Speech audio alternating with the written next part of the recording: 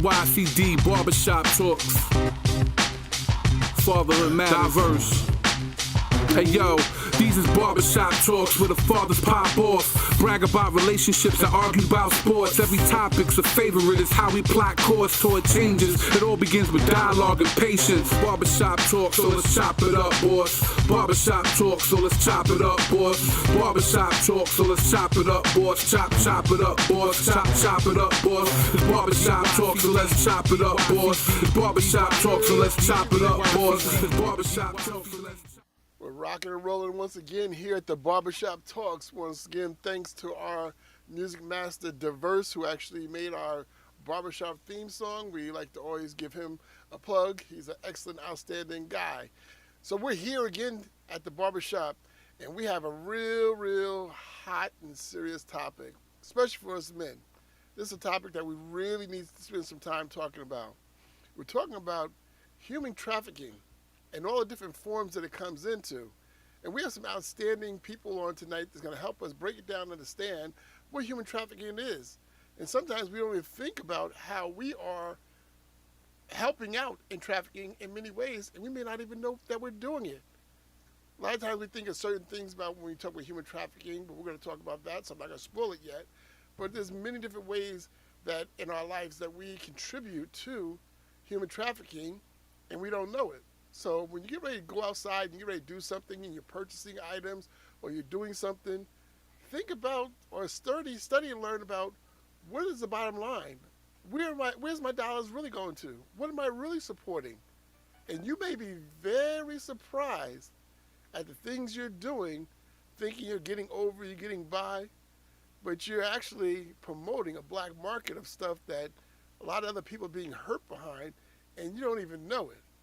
So I got my colleagues here. We're going to get into this, but I'm going to introduce my colleagues. Hey, Mike, how you doing? I haven't seen you in a while. How you doing? Good, Scott. Good evening, and welcome all of our guests, and welcome everyone back to the Barbershop.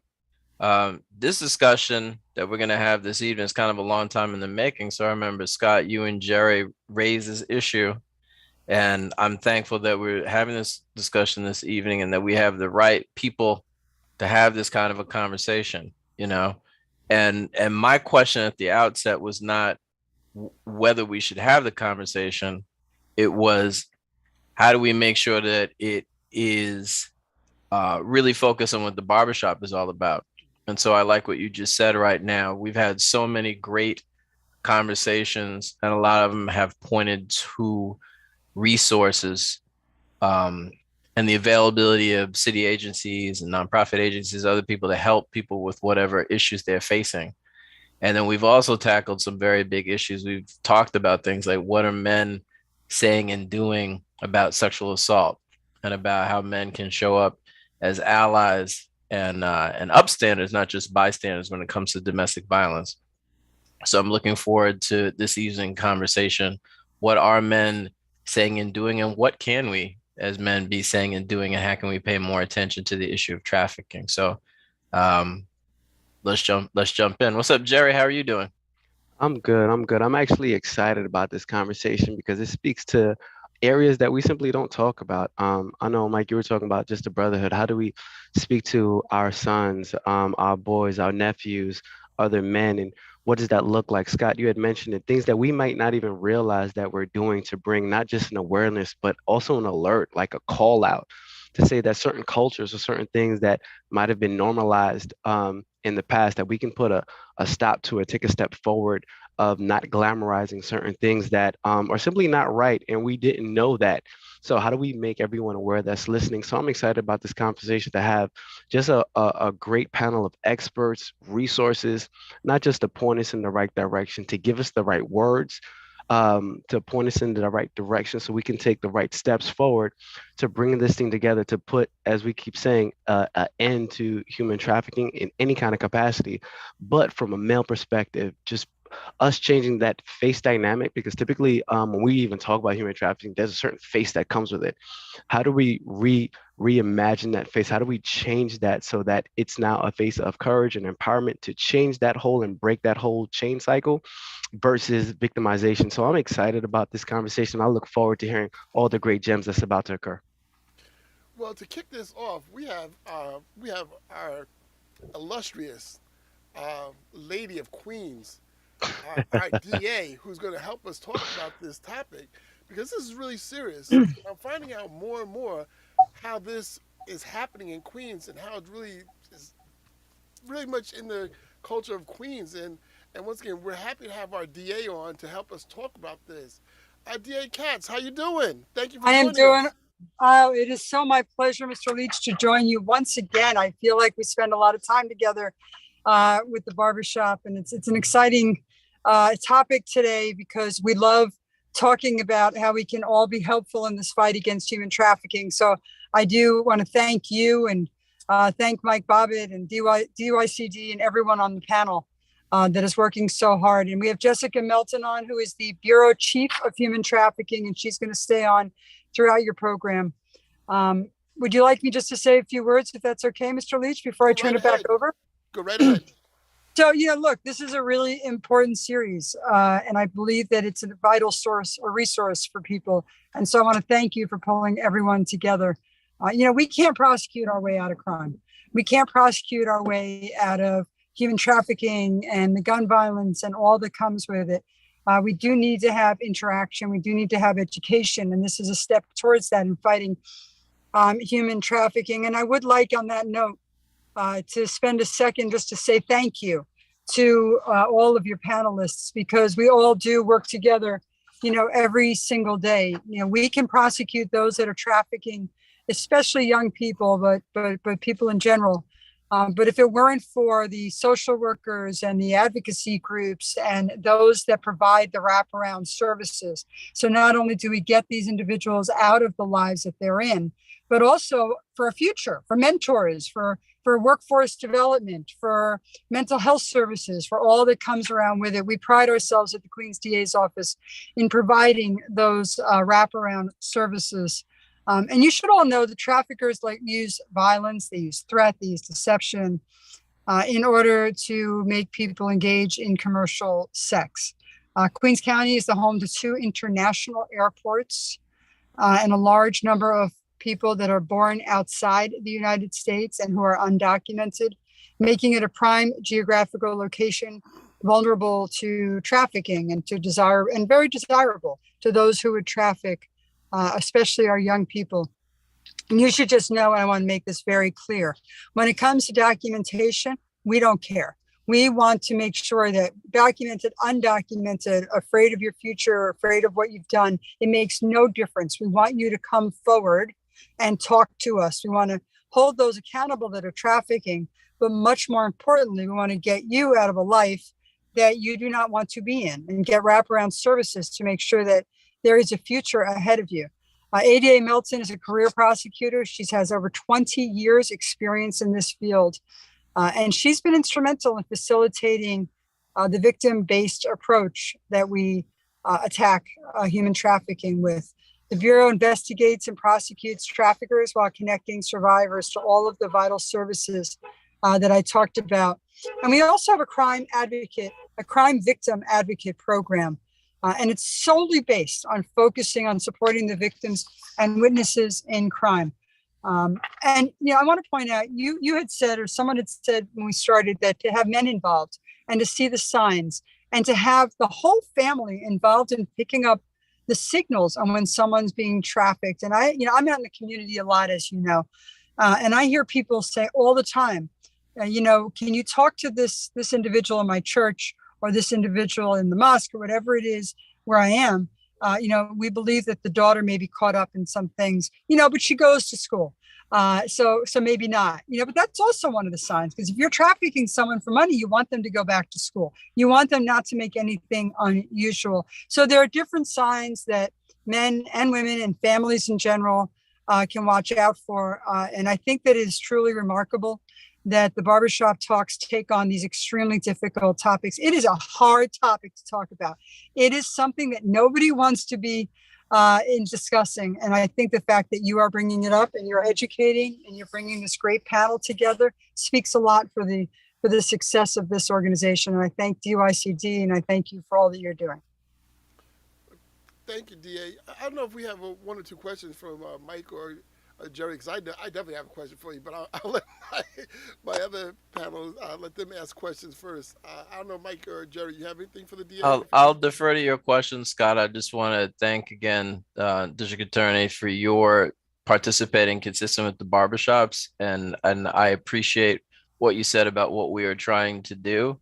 I just had a conversation earlier this morning. And part of this is really just trying to find other ways to be of service, by uplifting conversations that don't get held often enough, and trying to target those conversations to New Yorkers, and frankly, other people outside of New York are also paying attention, we've noticed, but trying to target these conversations to men who may not have felt served or heard, and try to lean into that, and try to have this be of value. You set the table, then you invite other people to come. So we're thankful that you and others have joined us and are back again today. And we really can have these kind of conversations in a meaningful way without you. So I don't have a question. I'll turn it back over to Jerry and Scott, but I'm thankful to you. And I look forward to hearing from our other colleagues in a bit. Thank you very much. Appreciate it. And setting the table, Shirley Chisholm said, if you don't get a seat at the table, bring a folding chair. I know that's right. I know that's right. Yes. Yes. That it's great that you do that, and people are joining clearly. Jerry, you have anything? No, I don't have any questions. I'm gonna echo Mike, and I'm just grateful to that the table was set for this really fruitful, uncomfortable, but well-needed conversation. I have questions for ADA Melton, so I'm excited about that, but I'm gonna say that for her later. In the meantime, I'm just grateful. Thank you so much, DA Katz. Oh, you're now my favorite, just so you know.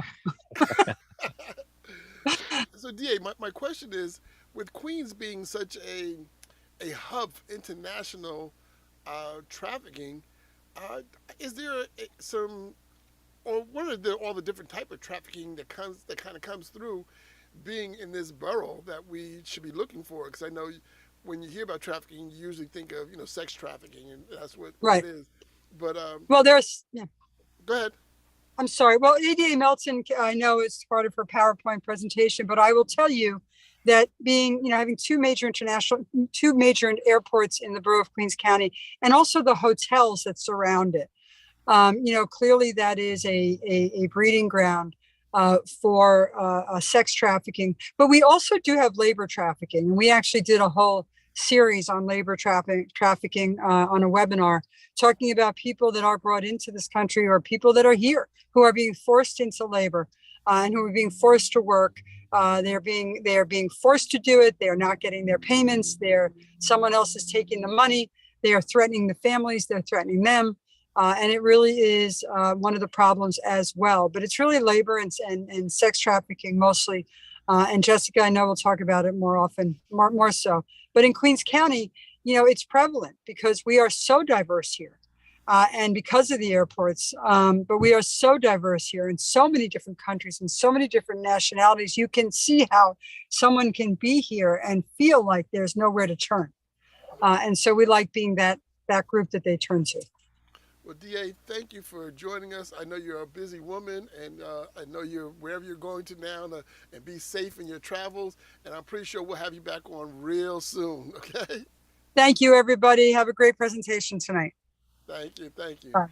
So we're going to jump in and start introducing our panel guests that we have, because we really have a lot of experts on, and those who are going to really be able to take us real deep into this conversation. And as we get ready to go into introduction, I want to make sure everybody knows, please log into your YouTube account so that you can chat with us, that you can send us messages, because this is heavy, and this is going to be a heavy conversation. And you're going to learn a lot of things that you may not know. I always preface this about when I started learning, and I was able to go, I really got excited about this after I saw one of the DA's presentations that they did.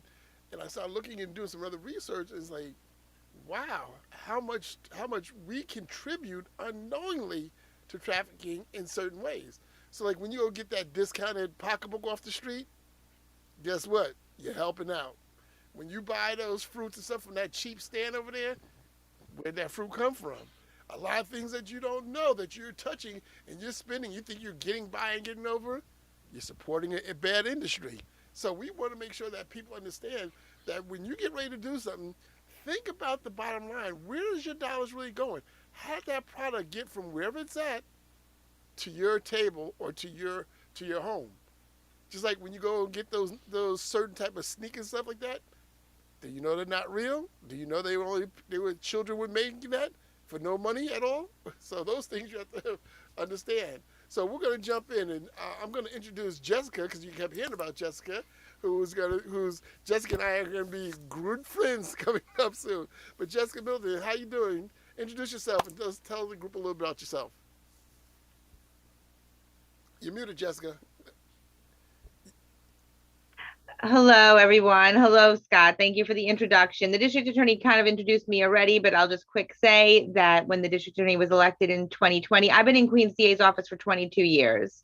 When the first trafficking laws took effect in 2007, I focused my career, and that's very recent. These trafficking laws took effect. If you think about that, 2007 was not that long ago. We're talking about 15 years ago.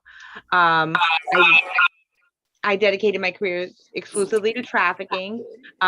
We first built a unit, and then when district attorney came into office, she established a bureau so we could really expand our efforts and put more energy in combating trafficking. And we do so by prosecuting all sex and labor trafficking cases, as well as all felony buyers of sex. So that's something interesting to think about, how somebody who buys sex contributes to the trafficking of many people.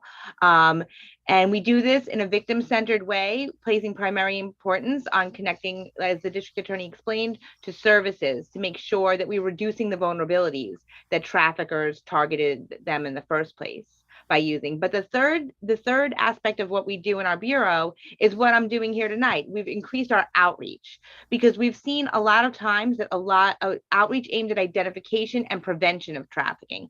A lot of trafficking situations we see, I feel like could have been prevented if the victim survivor had been educated on what the warning signs were before getting into the situation that they couldn't get out of. And also at identifying trafficking. So we're identifying who needs our help, because honestly, traffickers target vulnerable people.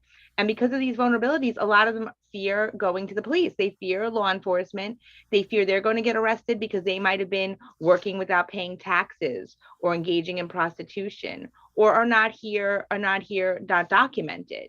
And what we're trying to get the word out is, and I'm sure my counterpart in Manhattan will agree, as well as the other boroughs, is that no one is penalized for reporting that they're a trafficking survivor. So that's what we really want to get the word out, that there's things we can do to help.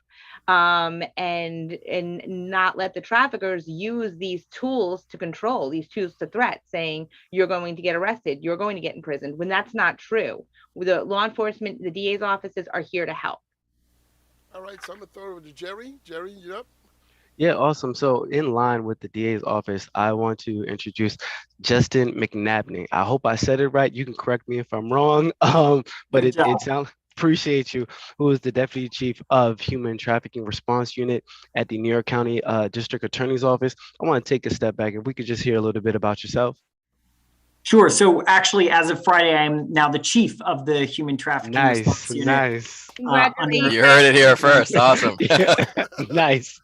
Thanks, Mr. Bragg. So yeah, I am the chief of the Human Trafficking Response Unit at the Manhattan DA's office. We do a lot of the same things that Jessica does in Queens. So we prosecute all of the sex trafficking, labor trafficking, promoting prostitution cases throughout the office.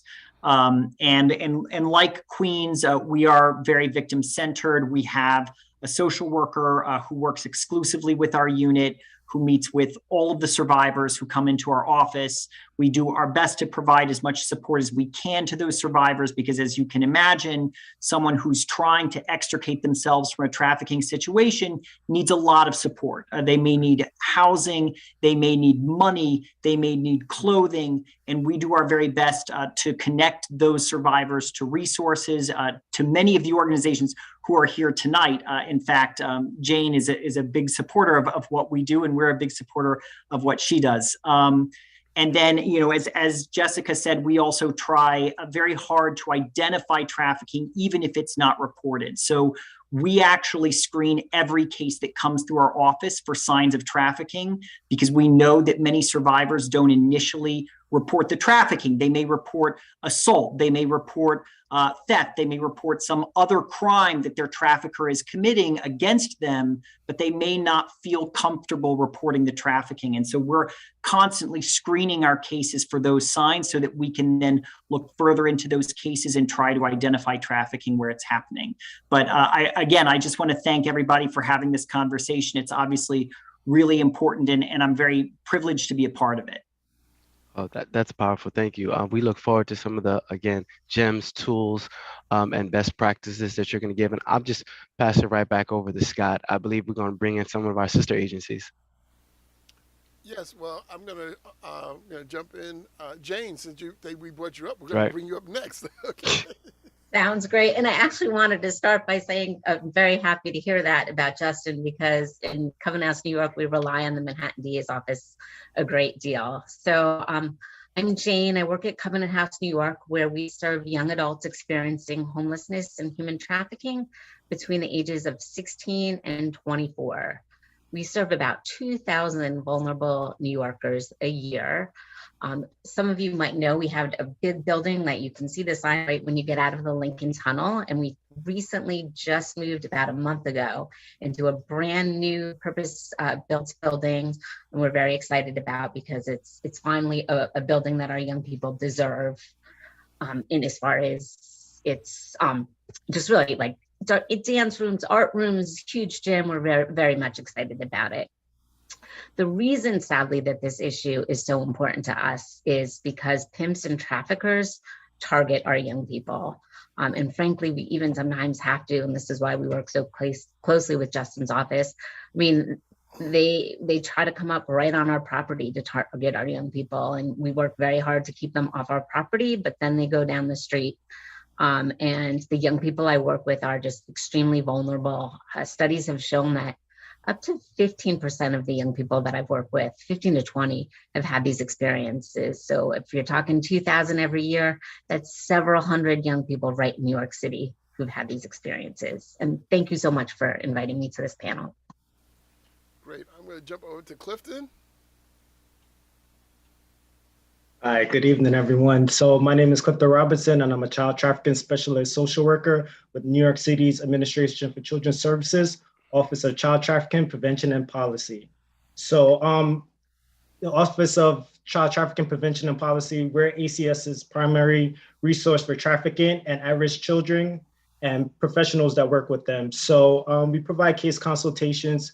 We safety plan with provider agency and ACS staff. We provide training, trafficking awareness, and group work. And in addition to that, we also develop policies and procedures. So just to give you a little update on that. So in September 2020, ACS issued the very first agency-wide child trafficking policy in the history of NYC. So our policy is called Identifying, Assessing, and Safety Planning with Child Sex and Labor Trafficking Victims. So this policy is mandated for all ACS staff and provider agency. So part of that policy, we're required and mandated to screen our youth, our New York City youth, for trafficking, to determine if they're, at risk for trafficking, or they're victims or survivors of trafficking. So, I like to go more into details regarding that, but I'll wait my turn. So I would like to thank DYCD for the invitation to be here today. And also I would like to thank, and I appreciate the opportunity to work with and meet the other professionals and experts on this panel. Thank you. Thank you, Cliff. And next we're going to bring in Love Johnson. Not that I'm in love with Johnson, but I just love Johnson. That's a real name. Good evening, everyone. Again, my name is LaVey Johnson. I am a training and curriculum specialist at the Mayor's Office to End Domestic and Gender-Based Violence, for short, NGBV. So we do a lot of the gender-based violence work that comes out of New York City. So that includes our family justice centers, which are one-stop shops for victims and survivors of gender-based violence, which also includes trafficking. We have a ton of resources, an online portal, and we also have a training team, which I'm a part of. And we go out and we do different trainings and workshops along the spectrum of gender-based violence. In 2019, I completed a trafficking training, which has been very popular. But I'm always glad to be able to connect with other providers and share resources and different information around this topic. I really believe that this work cannot be done in silos. We have to be able to have forums like this. We have to be able to have these difficult conversations, because in these conversations and in these settings, that is when real change happens. So as everyone else said, I am ecstatic to be here, to learn from you all, to be able to share, and just really privileged to be able to host and be a part of these conversations, because again, they're so necessary. So Jerry and Mike, you want to bring the last two in? Yeah, I'll bring in the Safe Horizon team, and then Mike, you could bring in Mohammed. So starting with the Safe Horizon anti-trafficking program team with Ava Chavez, who is the training and outreach manager, followed by Elena Taylor, who is a supervising social worker. If you guys can really speak of what you all are doing and a little bit about yourselves. Hi, good evening. Thank you for the introduction. So I'm Eva Chavez, Training and Outreach Manager with Safe Horizon Anti-Trafficking Program. And I've been with the organization almost 2 years now. Prior to me coming to work here, I actually worked in juvenile justice for 21 years. So I came across many trafficked children between the ages of 12 to 21. So I became very familiar with what was going on out in our communities. As a Training and Outreach Manager, I have, in the past 2 years, have been able to do outreach with all community members, all organizations, private and public.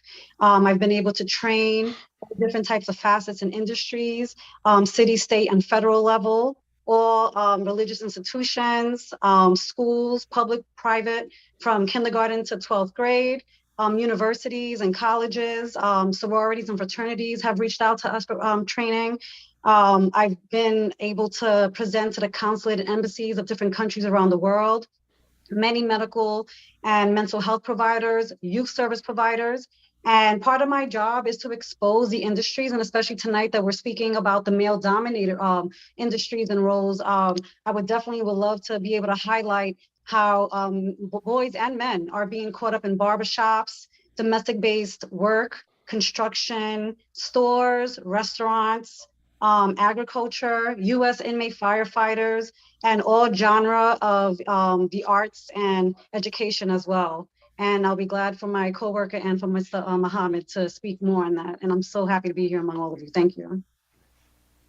I'm not gonna say too much, but thank you, Ava, for introducing yourself. And you actually sort of flagged your colleague Mohammed, so maybe you'd like to help do the introduction and welcome to the barbershop. Oh, Ms. Taylor, I'm sorry. I'll mute. Go for it. Okay, no, thank you. I would say, you guys, thank you for the invitation to be here today.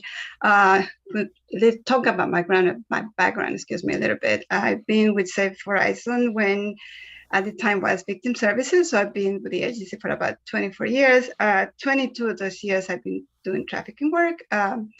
So I started as a case manager, then social worker, and now, as supervising social worker. And everybody, have brought up a little bit of what trafficking is, how we work with trafficking. I do, excuse me, do have some, shared survivors with the Manhattan DA's office at this point. You mentioned the social worker, and she's wonderful. I agree with you, definitely. So I've been doing a lot of support for clients, providing, intensive case management, counseling, trauma counseling, related to human trafficking. But and again, everybody spoke a little bit about what, they do trafficking, I echo that as well. So and with that, definitely I introduced Mohammed Idrisu, who's, one of our former clients. So go ahead, Mohammed, welcome. Thank you, Mr. Eliana and the entire team. It's been a privilege and an honor to be given the opportunity to speak briefly and share my perspective on this horrible topic. Like you said, I was directly, I'm a survivor, just to put it in the simplest term.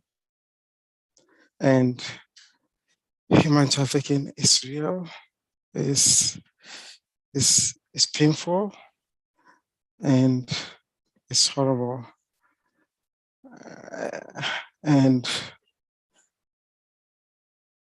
I would like to live the same experience again, what I went through.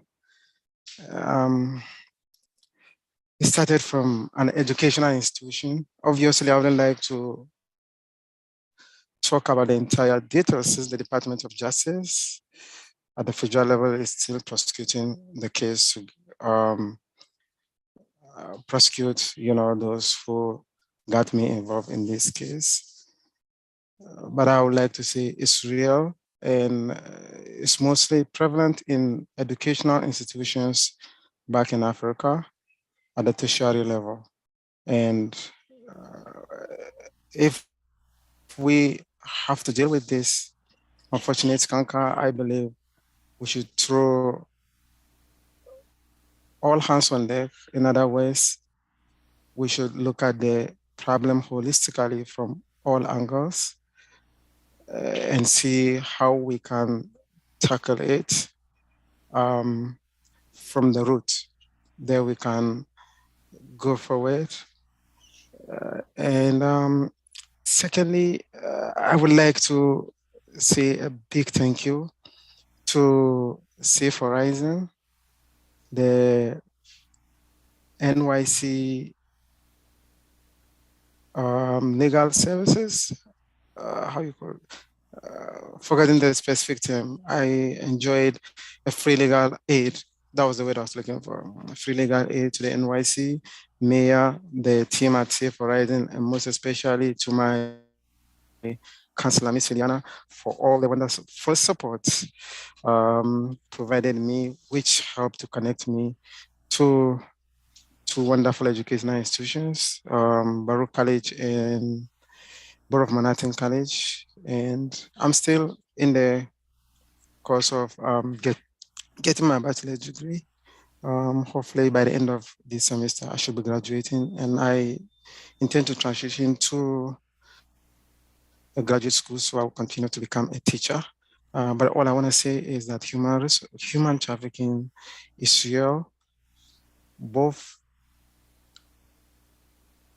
on the international level and on the domestic front. As I'm speaking to you, I believe some of my colleagues, together with whom we were captured, are still not nowhere to be found. I haven't heard of them, but I believe they are still in the United States. I don't know where they are. I believe they don't know of my whereabouts. And all I want to say is it's real, and we should all get involved to spread the message on the social media, in the educational institutions, religious worshiping centers, and on the subways, and many more, venues that have been used in the past to lure unsuspecting victims like myself, into this type of unfortunate situation. So I don't go into details, but I do intend, hopefully in the next coming future, to partner with any organization, both on the local and on the international front, to champion the cause of the victims of both labor, sex, and if you like, human trafficking, so we can bring this unfortunate, thriving business to a halt. Thank you. Thank you, Mohammed. You're Thank you, all panelists, but I want to especially thank you. We try to surround an issue from different perspectives, whatever it is that we've chosen to talk about. So I want to thank you for your grace and your bravery, and your lending your voice and being willing to share some of the insights you've already shared and joining us this evening. Thank you. And congratulations on the education you're pursuing. We look forward to hearing how things develop. Thank you so much. Thank you again, Mohammed. So to really kick this conversation off, we have a video that we're going to show to help bring some perspective to this conversation that we're going to be really diving deep into, and hopefully give you those who are on the outside looking in on YouTube, help give you a perspective when we talk about human trafficking. What does that really mean? What does it kind of look like? Because it's many different things. You'd be very surprised how many different ways trafficking is happening, and it's happening right in your face, and you probably don't even know it. But this video that we're going to show, hopefully will give you a little perspective of it, and we're going to tee it up. Are we ready to tee it up?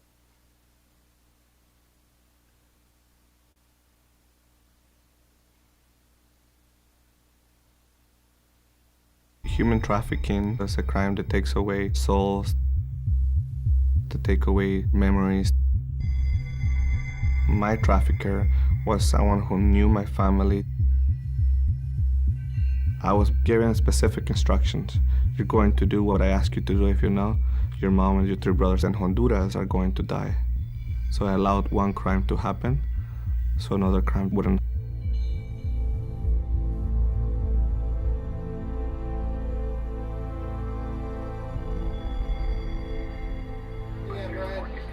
A neighbor reported that so many people were coming in and out of the house. Then that's how I was rescued. Most people didn't understand what was I going through. Boys are traditionally under-recognized and underserved. They don't have specific residential treatment homes where they can go. They may go to shelters, but they don't have the same services that girls do. And I think across the country, more and more, there's an awareness that this absolutely has to be addressed.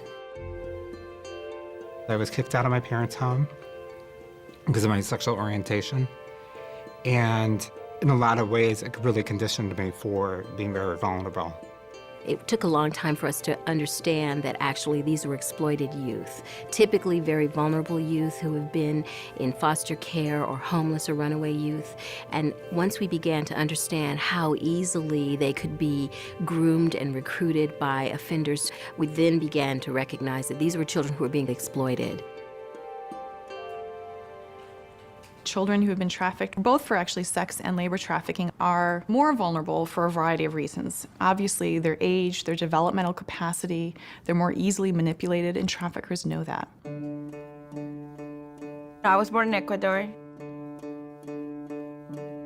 When I was 16, my stepsisters told my dad that it would be a good idea if I will come here. They say she could help with one baby while I work, and then she will go to school in the afternoon. I never ended up going to school. I was home 24 hours with the baby, and then little by little, she started telling me to cook, to clean. I wasn't getting paid. I was monitored everything that I did. I felt trapped without no exit.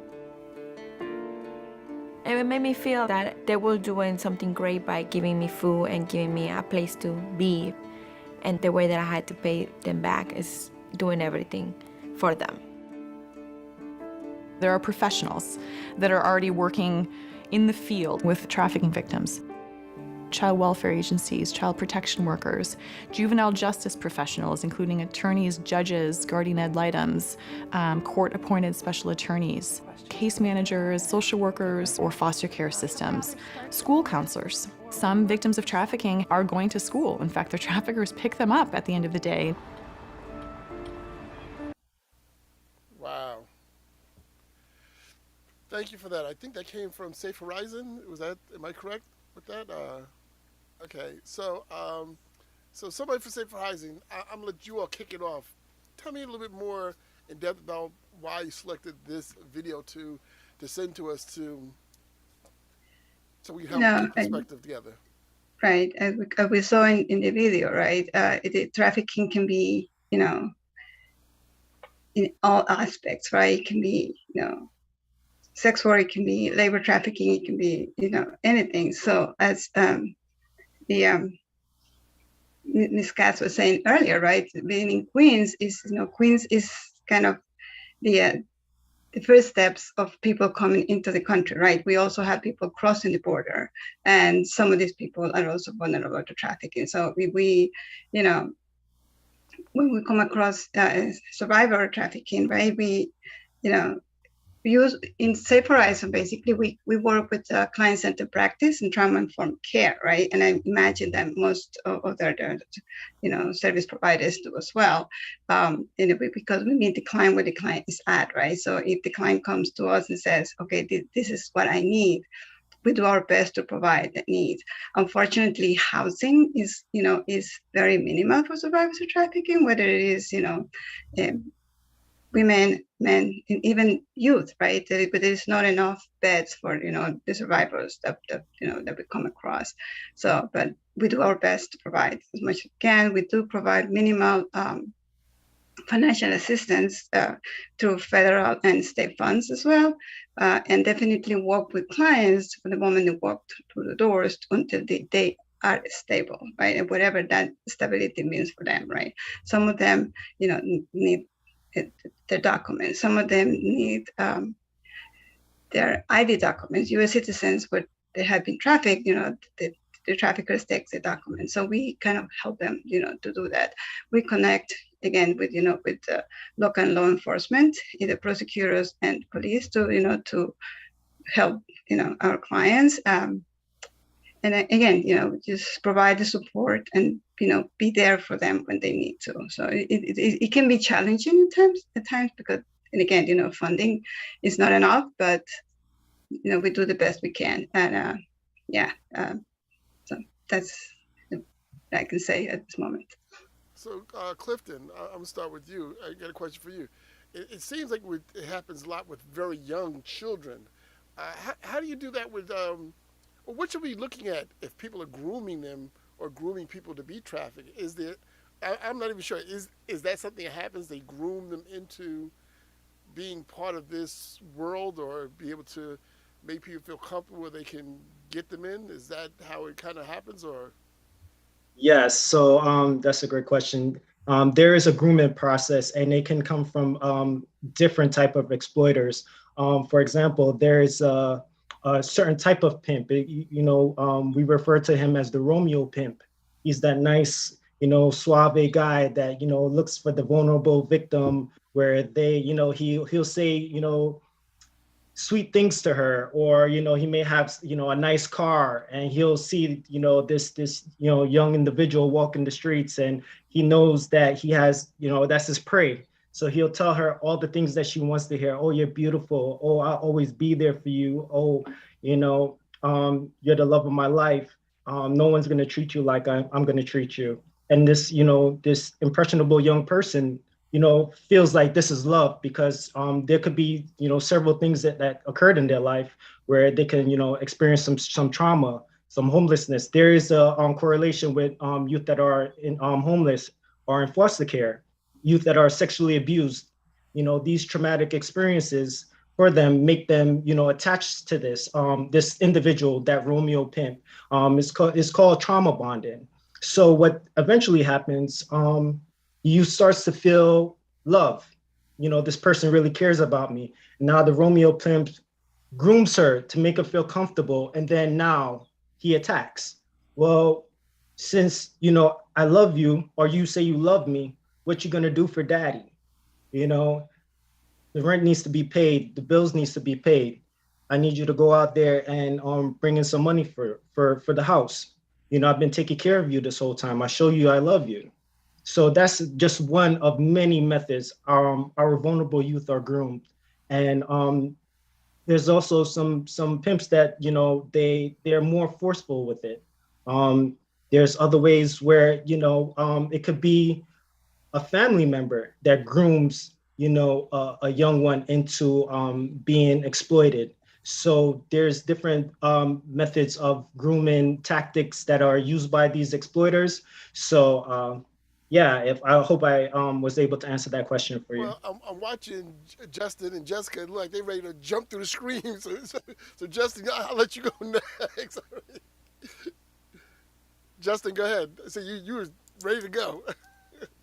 No, I mean, I everything Clifton said is exactly what we see, and I think part of what makes prosecuting trafficking hard is that for many survivors who are still trauma bonded to their traffickers, they don't see themselves as survivors of trafficking, right? They think that this person loves them. They think that this person is taking care of them.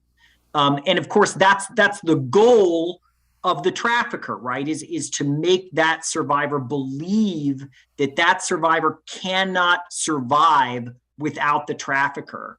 And so part of what we do, and again, we rely heavily on the tremendous work of Safe Horizon and Covenant House and many of the other service providers in the city, but we have to break down those barriers that the trafficker has erected very often before a survivor is able to really participate in the criminal justice process.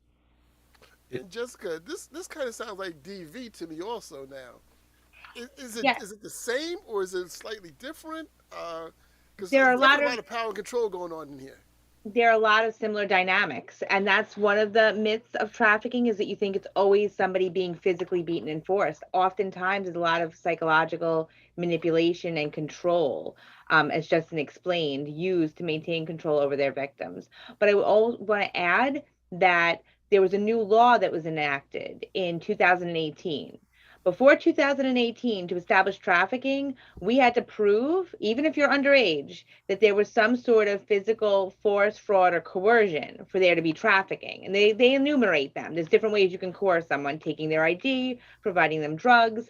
But now the law is, if you're 21, if you're an adult, if you're 21 or over, and you advance or profit from the prostitution of someone under 18, you are per se guilty of trafficking, whether or not there's any force, fraud, or coercion. And that's a real huge tool for us, because a lot of times there is a lot of coercion, but as Justin said, a lot of our survivors don't want to admit don't want to accept even for themselves what's going on.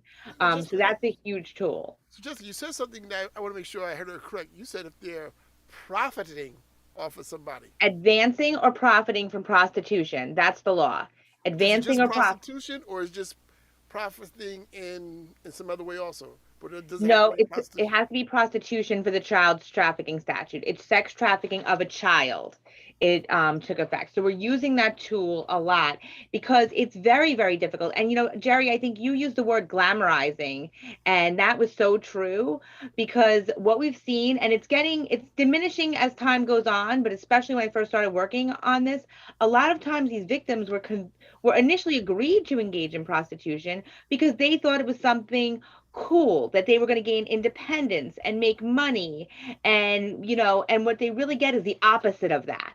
They really get the opposite. And then once they're in there, they can't get out. There's like a structured set of rules. And another way pimps maintain control is by compelling someone, by threatening to expose a secret or publicize a fact that would subject them to ridicule. That's one of our sections of the law. So for example, say somebody, say a 15-year-old initially agrees to do this for her boyfriend. She starts doing it thinking it's going to be cool. Listen, there's a lot of media that, you know, really, Snoop Dogg has a movie about promoting prostitution that came out years ago that we noticed a lot of our victims were being shown in a way to groom them and glamorize it so they would agree to do it. And what they do is they'll say, okay, well, you can't do that. Do you want your mom to know what you've been doing? Do you want your family to know? Do you want me to post this on Instagram, this half-naked picture of the prostitution advertisement, and everyone's going to know you're quote unquote a hoe? You know, and they threaten that. And believe it or not, the fear of these kids telling their parents of what's going on, or their guardians or their loved one, is so strong. It makes them engage and continue to be victimized again and again. So that's why it's important you're having this discussion, because it's important for all of us to talk about I have a teenage teenage daughter myself, all of us to talk about to our kids about that. If something's happening to you, you have to come to your family first and not try to solve. If you got into some trouble, it's okay, we'll deal with it, but you have to come to your family or a safe place or safe adult first.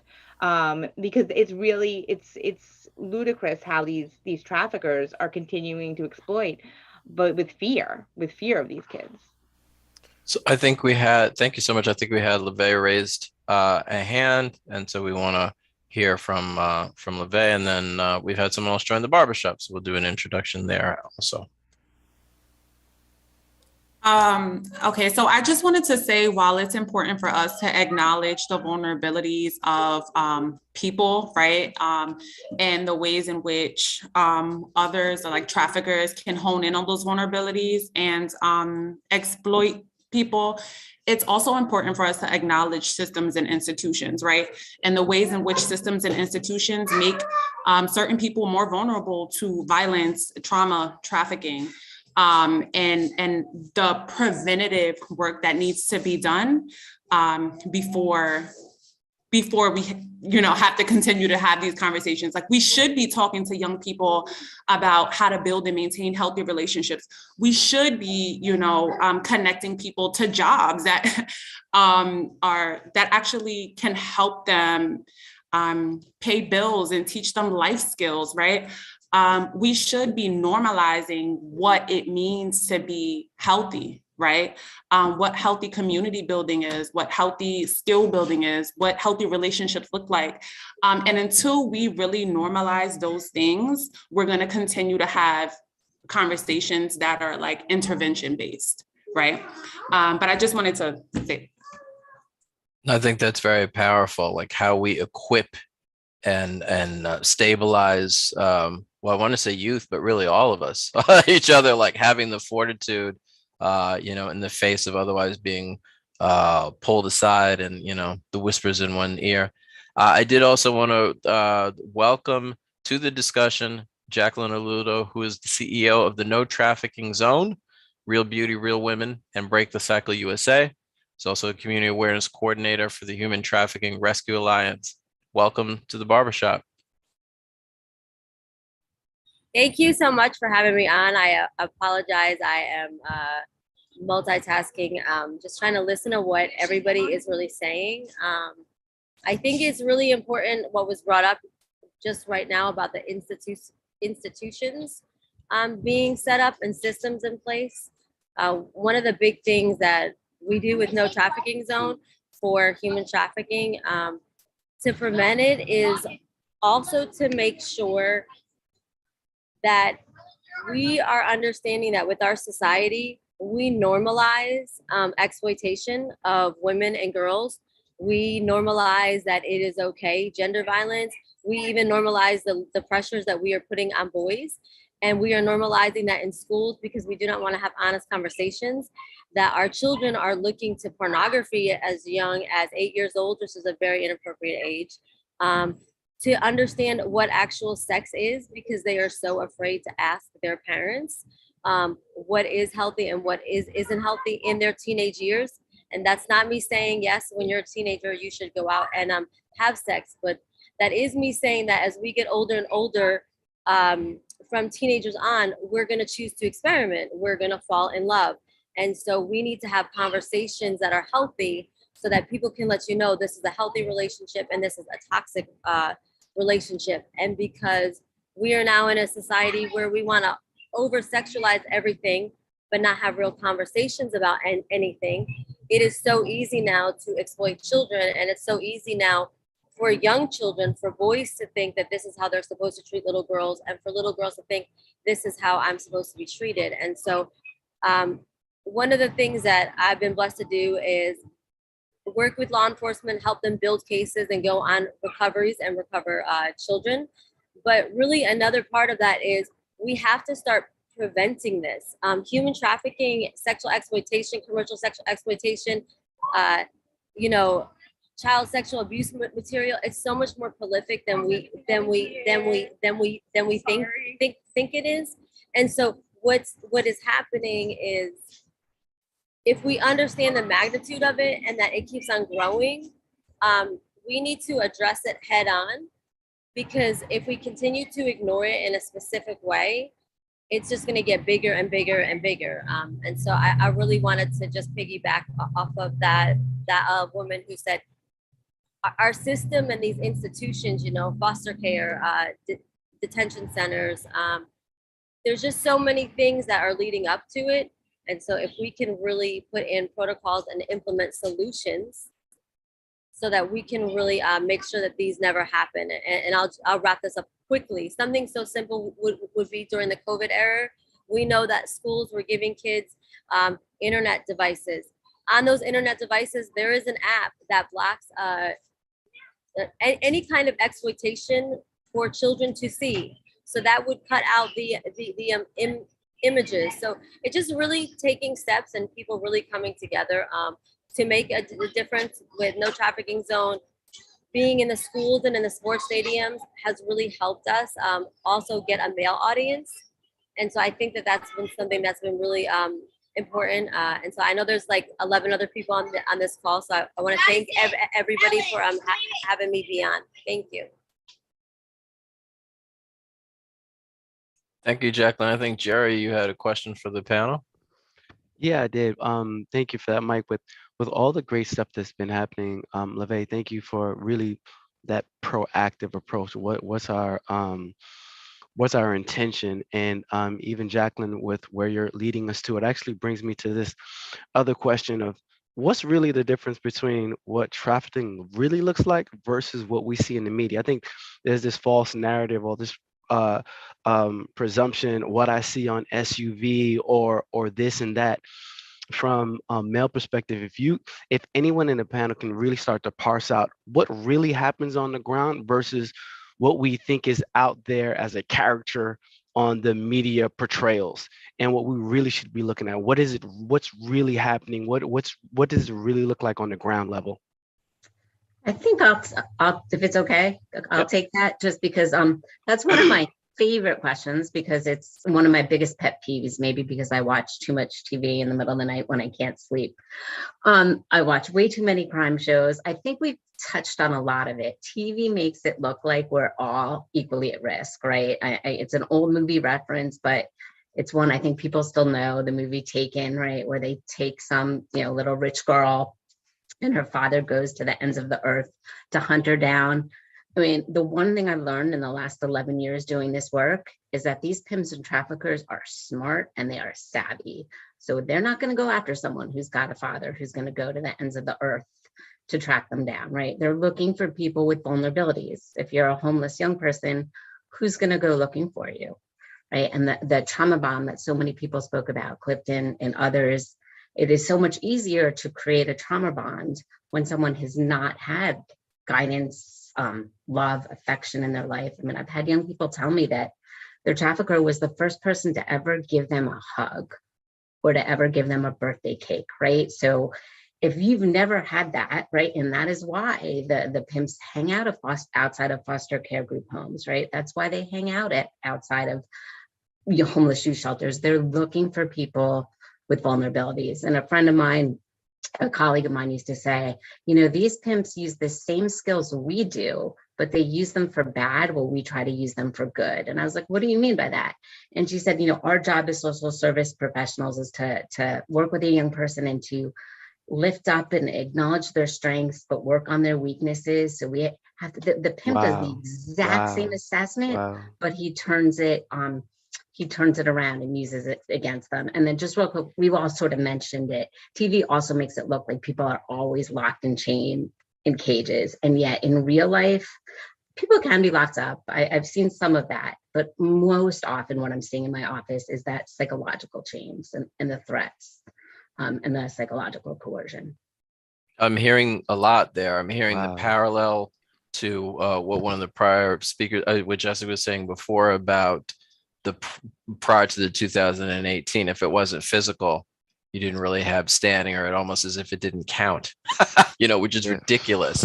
Among the many conversations we've been having about the importance of emotional connections, psychological connections, and emotional and psychological trauma. The other thing that's coming up for me as a reaction is we talked about how some of this plays out like domestic violence, but I'm also hearing how in some ways this plays out the way gang affiliation and other things play out too. Like, you know, I think I said in the barbershop, I certainly said in other settings, people have good reasons why they do what they do a lot of the time, and sometimes it reflects a narrow set of options. And I think that's really what you're speaking to. If you've never had a hug before, if you've never gotten a birthday cake before, they're the first person who demonstrates in some way some degree of caring. You're gonna respond to that. So when we're thinking about these institutional responses, I think we also have to think about our social responses and how we connect with one another in healthy ways. It goes back to that being better equipped,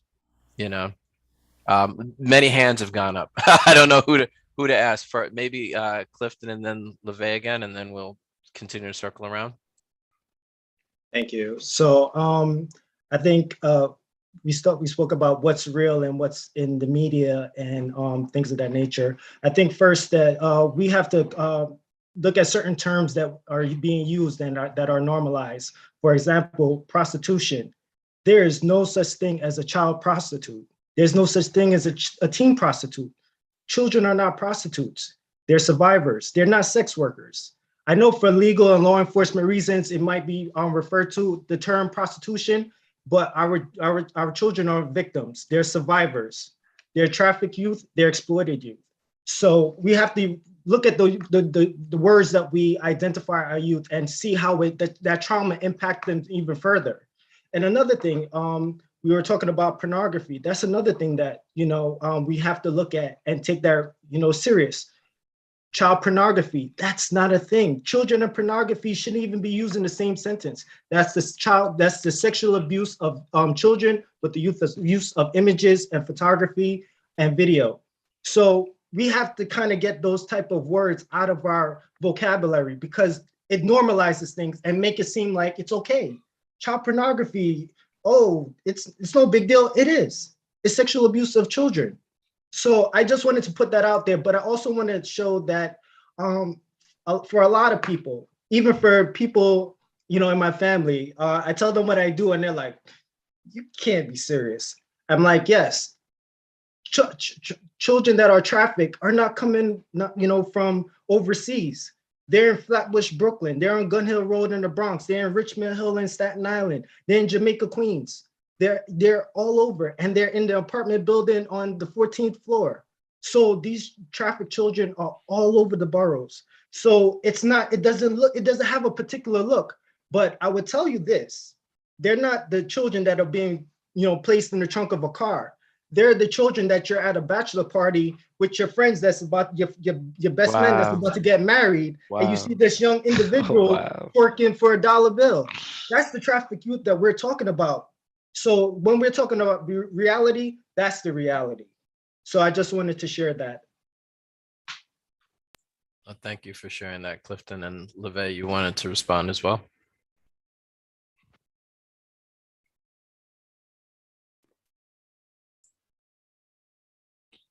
Ava, do you want to respond and we'll circle back to LeVay momentarily? Yes, please. So I want to bring it back to the thematic focus of tonight's conversation, which is the male victim of human trafficking, because we're getting away from it too much with child sex trafficking. It's also labor trafficking.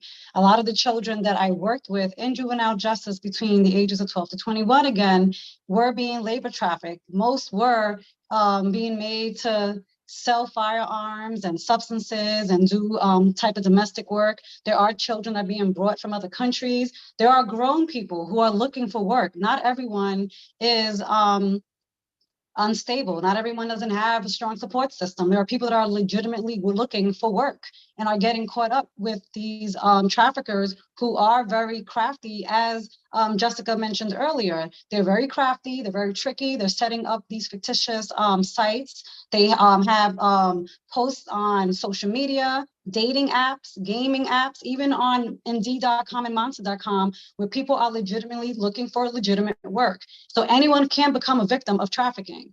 And I don't want to get away from that because we do have a survivor on the call who was not sex trafficked. He was a student studying to be a teacher, and he was recruited through flyers that were up stating that they wanted teachers to come to America. So it's not just, and again, I agree with everyone on the call. It's not everyone, we do have a lot of foreign nationals that are brought to this country via smuggling. Smuggling can be also used as a gateway to trafficking. And of course, we also have those that are being trafficked right here in the United States, right here in our own backyards in every borough.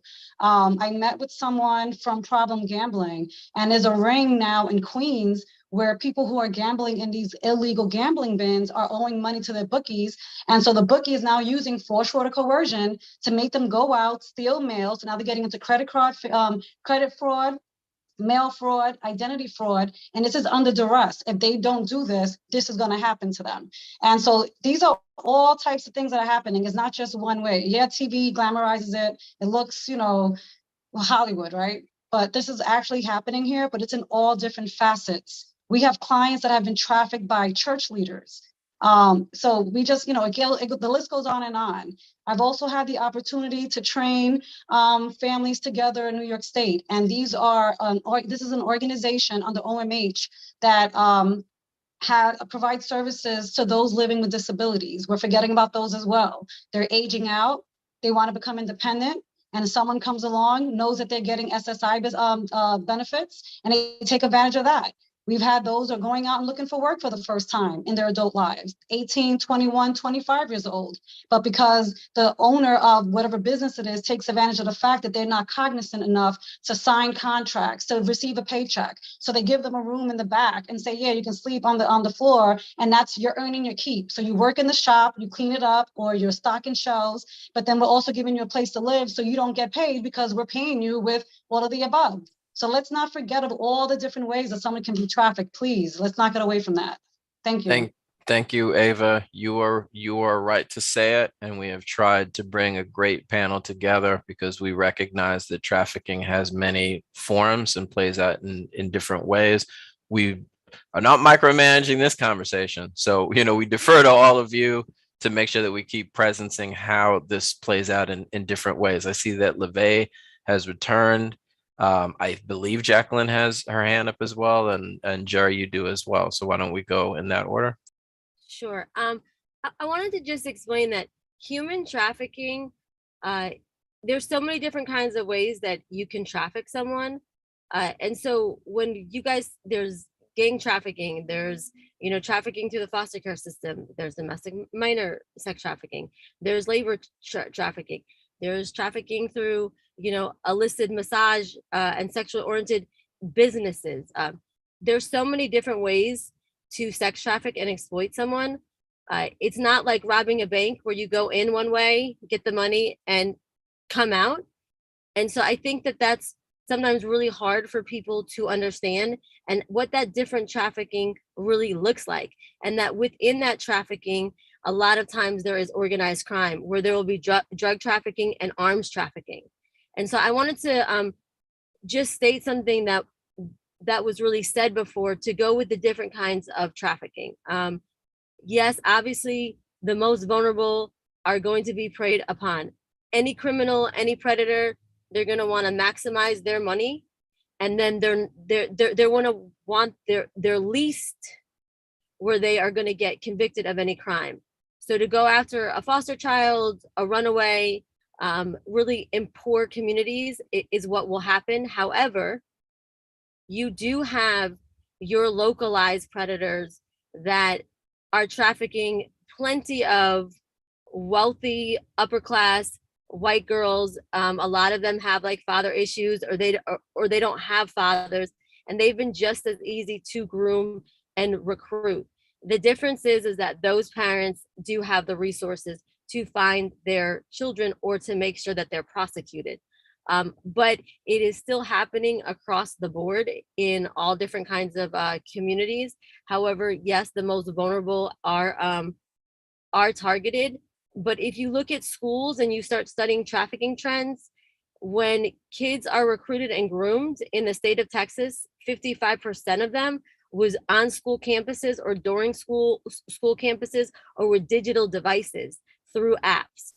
And so those are things when we really start looking at trends, because, people, everyone has all different opinions, but when you really start looking at how this crime is evolving, and how they're moving, there's 7 billion people in the planet.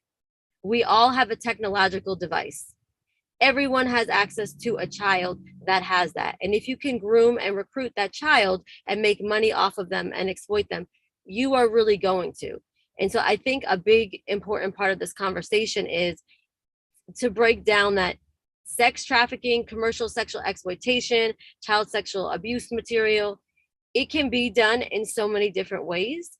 And that's a really, I think, a hard reason why society cannot recognize this crime, because this crime is really not easily recognizable. I mean, you can see this crime everywhere. You know, an older man with a very, very young girl. You could see it be a girl on a girl. There's all different kinds of predators, from pastors to law enforcement to elected officials to street gangs, the people that work in the foster care system. And I think that once our society and culture is educated on that, and then to educate them on, these are predatory behaviors. If someone is around your child or your niece or your nephew, or you're a teacher, and you see these red flags with a child, or you see how an adult acts with a child, or even another child on a child, that these are predatory behaviors, then that's what's really going to also help us prevent exploitation and trafficking from happening. Well, you're back now. You want to chime in? Those are all tough follow-ups. So I second everything you all said. I completely agree. Was it Clifton? Clifton, I'm giving you a virtual hug, because I definitely, a lot of the things that you said resonated with me doing this work, being a young person, navigating different systems as well. I would say in my experience, before I actually became engulfed in this work, trafficking was something that happened to other people, right? It was a other thing. Like, it was something that happened in different places. It was something that happened to people that didn't look like me. It was something that just didn't resonate with me at all, until I really learned about what it was and what it looked like, right? And the ways that it can take different forms. Someone brought up the movie Taken, and I always use that as an example in my trainings as well, because that's what a lot of people think about when they think about trafficking, right? But to Jacqueline's point, it's important to also consider the people that are not really being represented. So oftentimes when we think of victims, right? Or we think about, when we think about victimization, we think about someone that,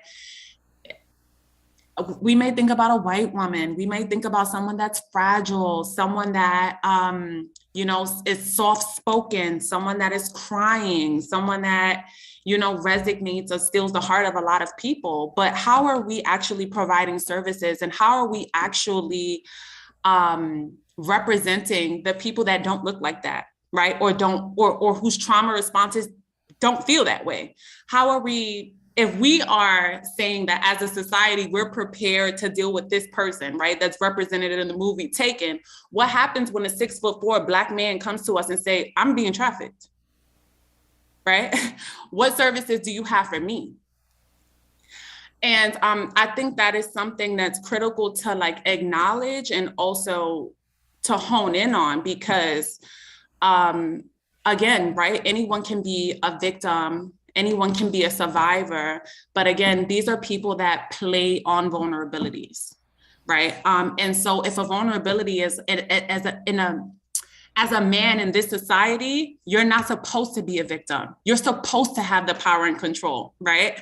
That can be a barrier to disclosing, right? Because what happens when I go into a precinct and I say that this is something that's happening to me? Will they laugh at me? Will I be re-traumatized?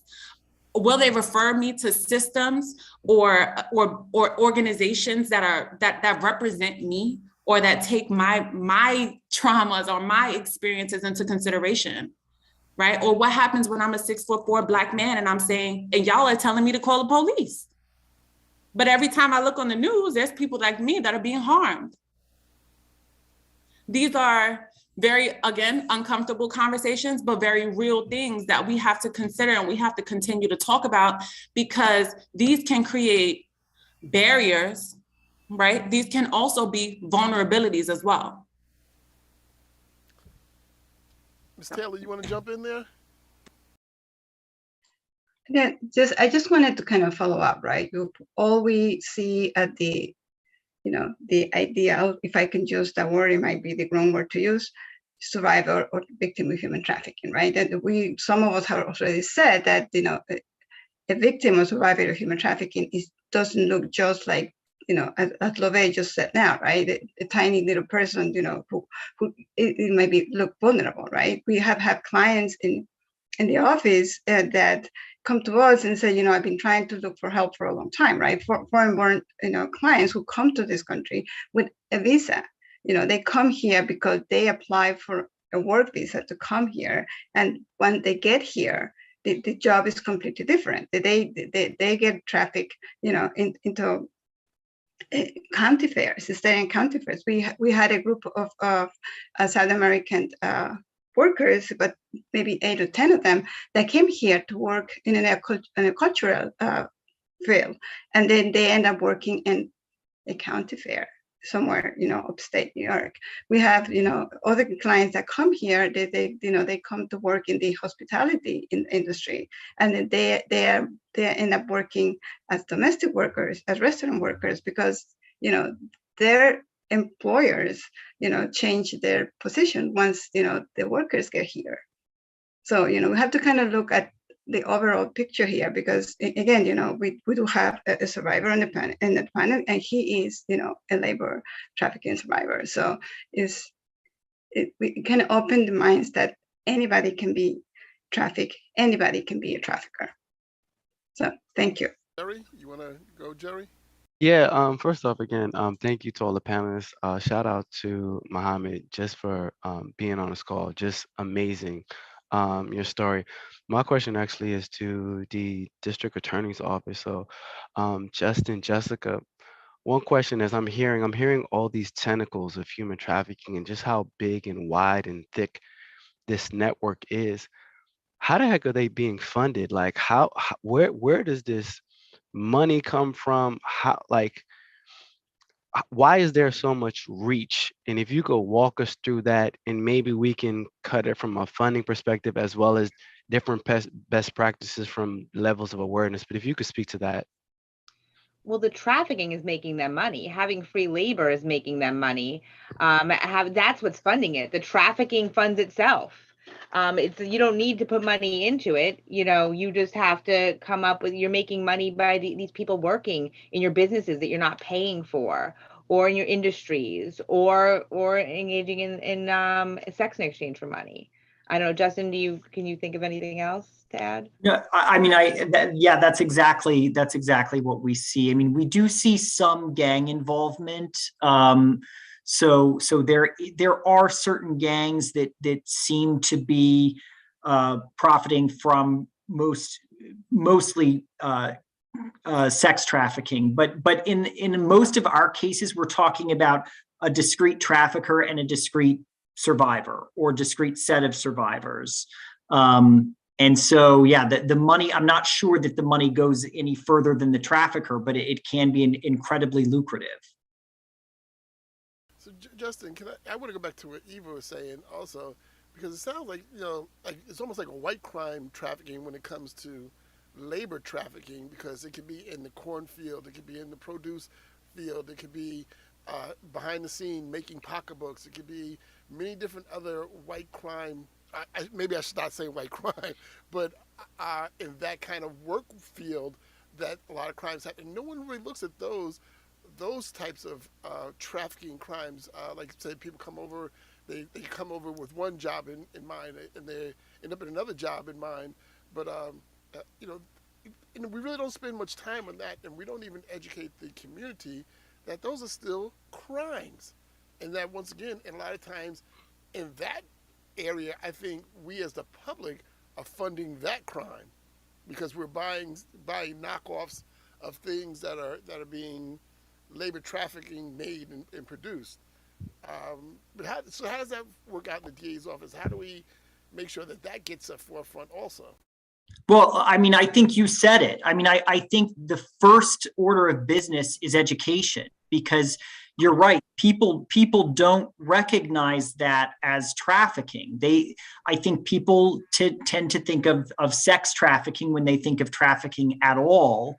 And in reality, as Eva and many of the panelists have said, this can be anywhere. It can be any kind of work. And I also want to emphasize that it really affects our undocumented community tremendously.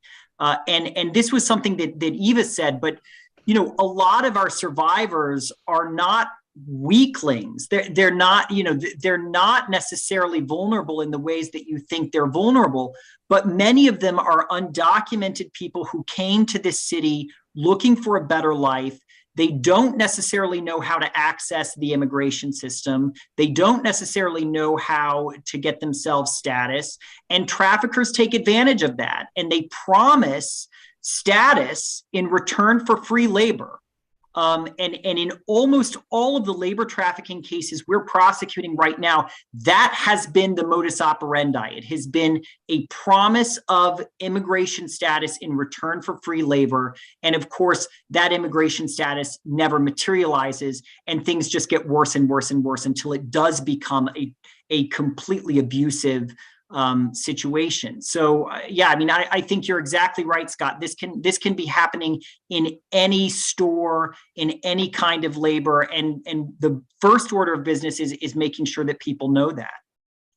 Ava, this is kind of your realm. You want to jump in, Ava? Of course. I wanted to agree and actually piggyback off of what Justin just stated. We also have folks that are brought to this country on legitimate visas and passports, but then because they overstayed their visa, now they're out of status. So now they're here illegally. And so they get caught up in situations like that, where where else can I go if I don't have the proper documentation to then go and find a job or, legitimate home or financial benefits and things of that nature. Jacqueline, then I'll go to you, Ms. Taylor. Jacqueline, you had your hand up for a while. Yeah. So I'm gonna break down how you make money off of sex trafficking, because there's so many different ways. And just working with law enforcement and the DA's office, I want to respectfully say this, and I think I can, because I work with so many law enforcement agencies. First of all, the culture of law enforcement when it comes to the crime of human trafficking needs to change, because as law enforcement gets trained, they're used to interrogating or interviewing a criminal. A victim is very different. However, 90% of the victims that I've ever recovered can act like criminals, because trauma looks like bad behavior, because trauma is bad behavior. So a lot of the girls and boys that we recover, they are violent. They are angry. They have been bought and sold and raped a lot of times and exploited by so many different people that they thought that they can trust and love. Secondly, they go to a system and outcry, and that system re-exploits them because they do not understand the complex trauma that comes with exploitation and the sex slave trade. So I want to just break down different ways of why human trafficking is so prolific. Sex trafficking is so prolific specifically because of the profit and the participation that it takes. And this has happened since the beginning of time. We just didn't understand this terminology. I don't like to say sex trafficking or human trafficking, because it doesn't really give the degree of, this is the sex slave trade. That's what is happening. So we'll break down the Epstein. I advocate for 3 Epstein survivors. One was groomed and recruited through the massage school that she went to when she was a 19-year-old girl who wanted to be a masseuse. Her groomer was a really nice young girl her age that wanted to make more money. Now, let me just explain this to you. Everyone a part of this process and this ring made money. The massage school, her groomer, her recruiter, her spotter, her middleman trafficker, and then the traffickers themselves. If you want to go into the foster care system, how that works is in foster care, the level of emotional, if there's no incentivized for good behavior in foster care and placements. So your foster care placements make money to place people. The worse off that kid is, the most emotional distress, the more drugs that they are on, the more the state will get money and the more the placement and those people will get money. When those kids outcry that they are being trafficked, they are not believed because they've already been discredited, because again, their trauma looks like bad behavior. And a lot of these kids have gotten into trouble, and many adults that have addictions and stuff. And so along this way, when I say that everybody's making money, you can take it to the border. The coyotes that are bringing everybody over, they make money. The border patrolmen that are involved in it, they're making money. This is $150 billion industry. And so this is organized crime for a large part of it. And so when you have that much money being made, and I can make almost $500,000 off of one person in 1 year, if I know how to traffic them and traffic them the right way, but I need a lot of people to look the other way, whether it's the law enforcement that I outcry to. I mean, we saw that with the US gymnasts. 5 girls outcried, they didn't believe them, and then 104 other girls were raped. Now, it's not trafficking, but it is sexual abuse. Epstein's people, you're talking about over 30 years of trafficking with the Epsteins. What happened? No one arrested these people because everyone was making so much money, not just in one city, in states across the United States and other countries. And they were making money by modeling visas. Modeling agencies were making it. Customs was making it. So I think what really needs to be discussed is human trafficking is so prolific because it is so much money. You cannot make $150 billion annually in a year with so many networks and people working together. If so many people weren't compromised in this system or did not understand the complexity of this crime. But if you break down all the different ways, gangs the same way. Gangs are working with law enforcement. They're working with, stores across the street. They're running kids from foster care to run drugs, and they're running them themselves. And so what really has to be understood is if this wasn't such a profitable crime, it wouldn't be happening the way that it's happening. And so many people would not be preyed upon the way it is. What really needs to happen besides educating our society is we need to really educate our people that are enforcing laws, such as law enforcement, such as the DA, because if I don't understand a crime and you outcry to me, I'm not going to convict the perpetrator. I'm not going to know what the predator is. And if I don't understand that a victim can be violent and understand what that trauma looks like in real time, then I'm going to think, oh, okay, this is just another violent bad kid, because that is what happens so many times. So what really needs to happen too is we really need to deep dive into our systems that are handling all of these people and making sure that they understand it so that we can get the right criminal charges on the perpetrators and making sure that we are helping the victims. Thank you, Jacqueline, for exposing a lot right there, for sharing some of your experiences with the particular cases you mentioned too. And you brought it back to talking about institutional responses. And I'm really struck by that. And we're fortunate in this conversation that we do have representatives from New York and Queens District Attorney's Office. So I'm going to turn it over to them to respond to that. And then after they do, I'm going to ask Jane, I'm just kind of putting you on deck right now. How do we continue to intervene most helpfully when, as Jacqueline points out, they say hurt people. So people who have been traumatized, they're not going to all present like the cutest, nicest, little friendliest person when they're really deservedly afraid they're about to be re-traumatized, whatever this next thing is, this next person that I have to sit through, whatever this nonsense that you're going to put me through is. So I would like to hear from the two district attorneys and you as well, Jane. Thank you. Yes, I can say on behalf of Queens and on behalf of Manhattan, who I've worked with for years and years and years, we have a specialized bureau that only deals with human trafficking. All of our assistants are trauma informed. There's not one perfect victim we have. So in the city, I think every borough has a designated group of assistants who are all trained in trafficking dynamics, who are all trained in trauma informed. And listen, we've dealt with it all. We've dealt with victims trashing the place. It doesn't affect our ability to go forward on a trafficking case. So I can say in the city here, we're very well informed. And I also want to make a little plug to our NYPD human trafficking team, because we have a human trafficking team that's citywide. It's a citywide. They're a team that is all trauma informed. They're plain clothes too, which if you think about it, that really helps a lot, because, you know, just having a survivor who's been told to fear law enforcement, you know, seeing someone in a suit, in a uniform might affect their ability to come forward.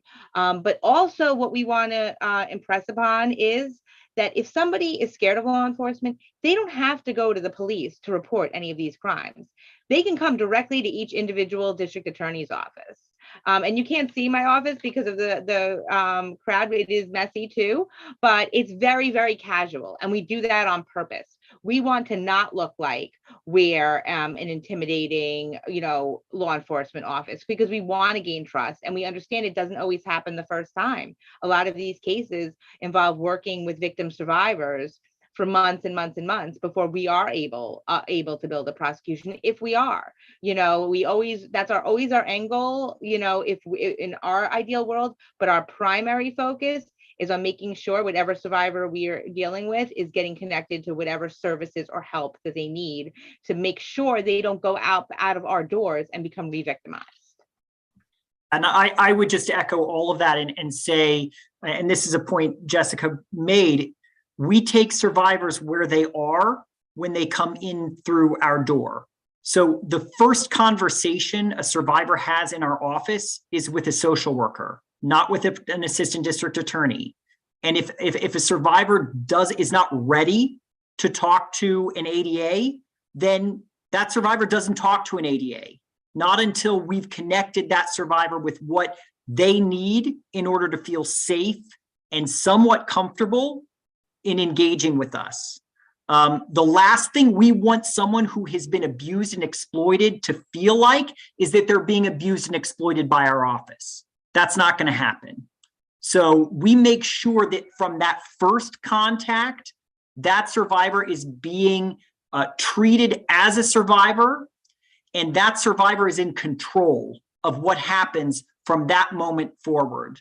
And then the other thing I would say is, you know, Jacqueline's exactly right. Because trafficking is ugly, it is incredibly ugly, and traffickers force their survivors to do very ugly things. And that is nevertheless, that person is nevertheless a survivor. And so part of what we have to do as prosecutors is educate our jurors about what this looks like. You might hear terrible things about what this witness has done, but rest be assured it's because that witness was not given a choice by the trafficker. And so these conversations are so important because we're educating people who will be on our juries, who will be listening to these cases. And the more that we all know about this, the more likely we are to get justice for our survivors. I can just first jump in and just vouch for everything that Jessica and Justin just said, that I've worked very closely with both offices in the past. The young people that I work with are primarily young people of color and have not always had the best experiences with law enforcement. But many times the people from Justin's offices have come to us at Covenant House, met on site with one of our social workers. They have a wonderful social worker, Melissa. I want to shout out her because she's incredible in your office. And I've sat in on some of those meetings. Our social workers at Covenant House have sat in some of those meetings, and they honestly feel to me sometimes more like social workers than law enforcement. And I think we're just really fortunate in all of New York City that that we have these specialized human trafficking courts, we have human trafficking units, DYCD, ACS, we all have this specialized training. So I think that is, we're really lucky to have that. I wanted to talk a little bit though about a little bit more about prevention, because if we can prevent, it's a hell of a lot easier than having to deal with law enforcement. And to me, I think one of the best ways of prevention is being good foster parents, right? Good mentors. We did a study out of Covenant House, and I personally spoke to all of the identified survivors and asked them what could have prevented these experiences. And we always got one of three things: a place to stay, someone who cared, and job training and education, right? So if they had one, and we feel like that's our job at Covenant House, right?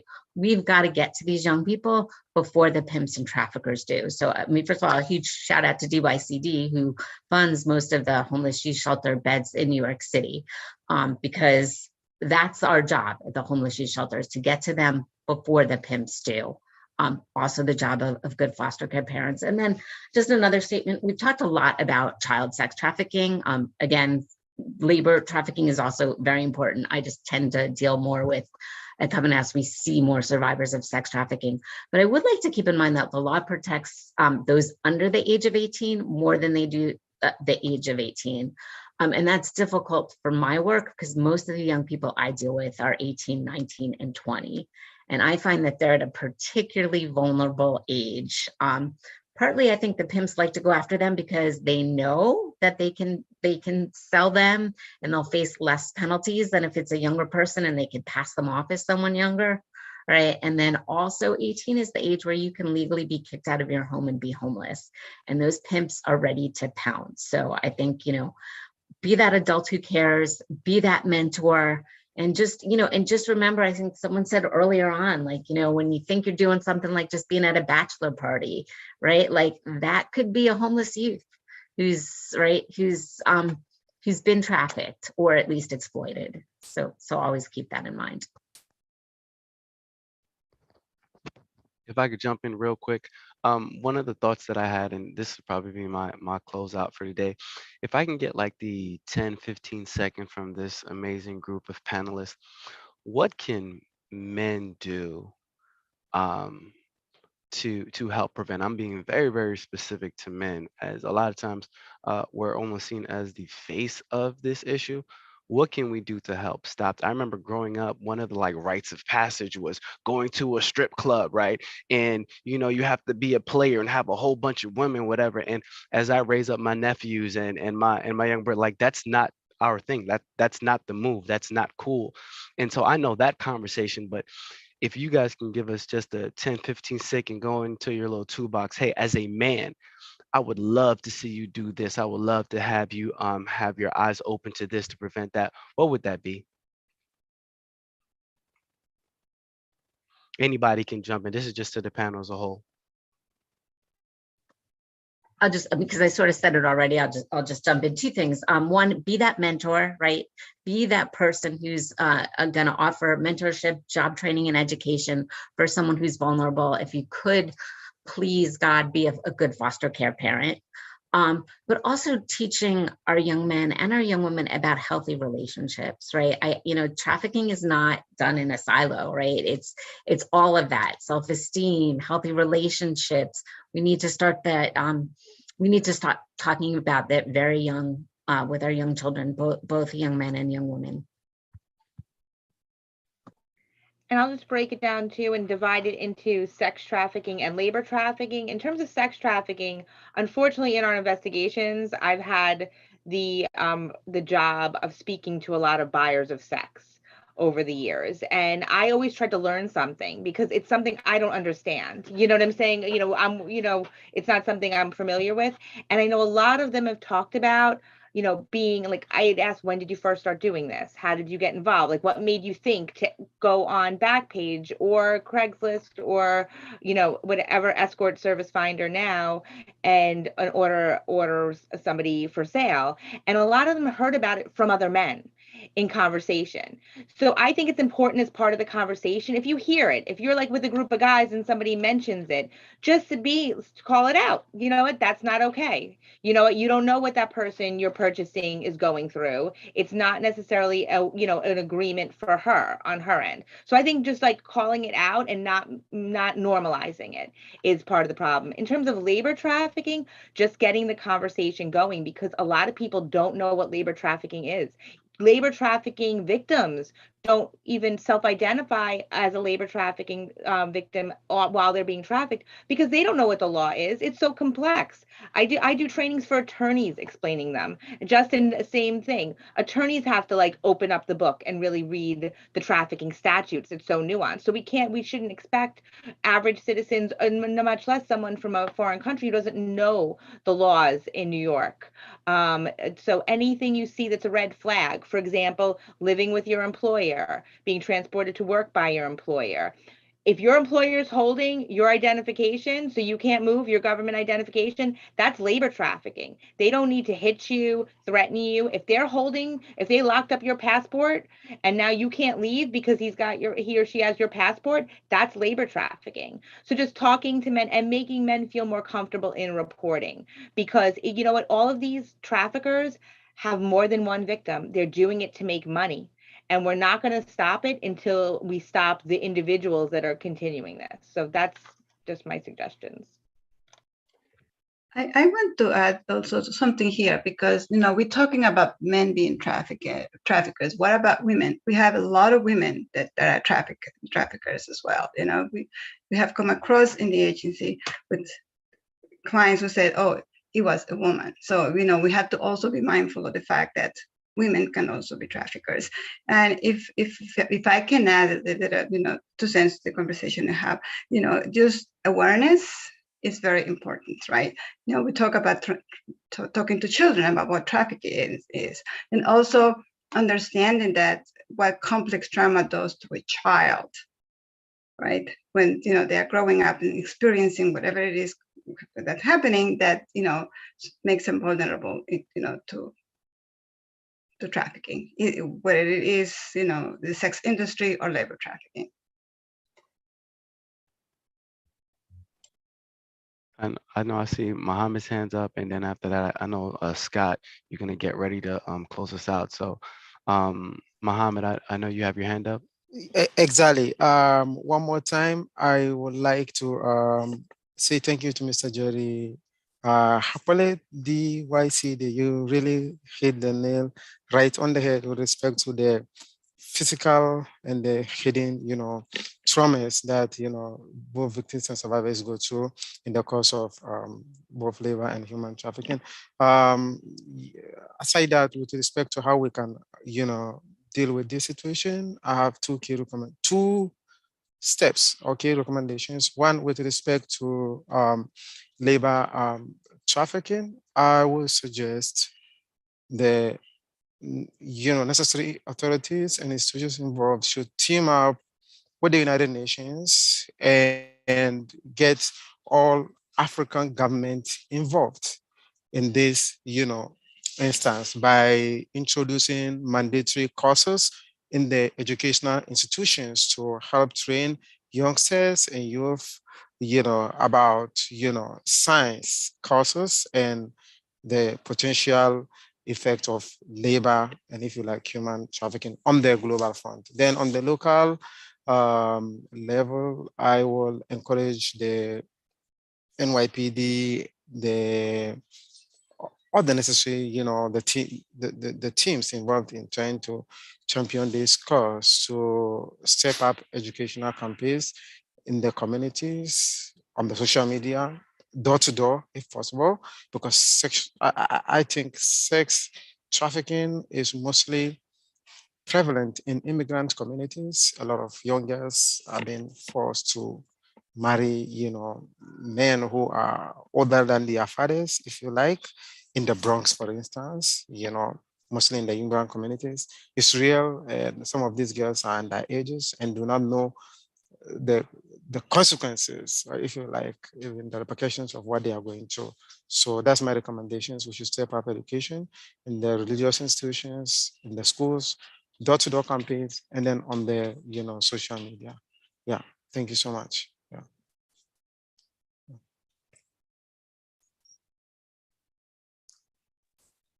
Thank you so much for that. Again, we champion you, Mohammed. Scott, I'm gonna pass it over to you. Yeah, well, Can I ask quick if Clifton was responding to the last question? Because I saw his hand up, and I want to make sure we get those in before we wrap. I really appreciate that. So I do want to respond to that. So the work that we do is profound. So I do want to say that the Office of Child Trafficking Prevention and Policy, we know that many youth are both sex and labor trafficked, but we even take it to another level where we provide supports and guidance for we're prepared for even organ trafficking. So it's not about sex trafficking. We're all about child trafficking. So forgive me if no, you know what? I'm unapologetic because we're in a barbershop. So we got to speak passionate. I've been to any barbershop, we speak with passion. And I'm passionate about our New York City children. With that said, as from a male perspective, I would say it start with the man. It start within us to protect our children, protect our family, and call out each other when we see something wrong in our communities, in our homes. We should call out our brothers, we call out our women. But I would say that we as men, we have to deal with our traumas. Get help. You're not out there alone dealing with these demons, because hurt people. So try to deal with your hurt. Get the help that you need so you're not hurting the next person. And that's all I have to say. Well, with that said, we're going to get ready to wrap it up. But Right, I'm glad we didn't miss that though. That was good. it was right on time. Woo! Yeah. That was my closing remark. I ain't got nothing to say. I'm done. You set it up. So, Janet, I'm going to go to you next for closing remarks. Anything you want to give us the last go round before we shut it down?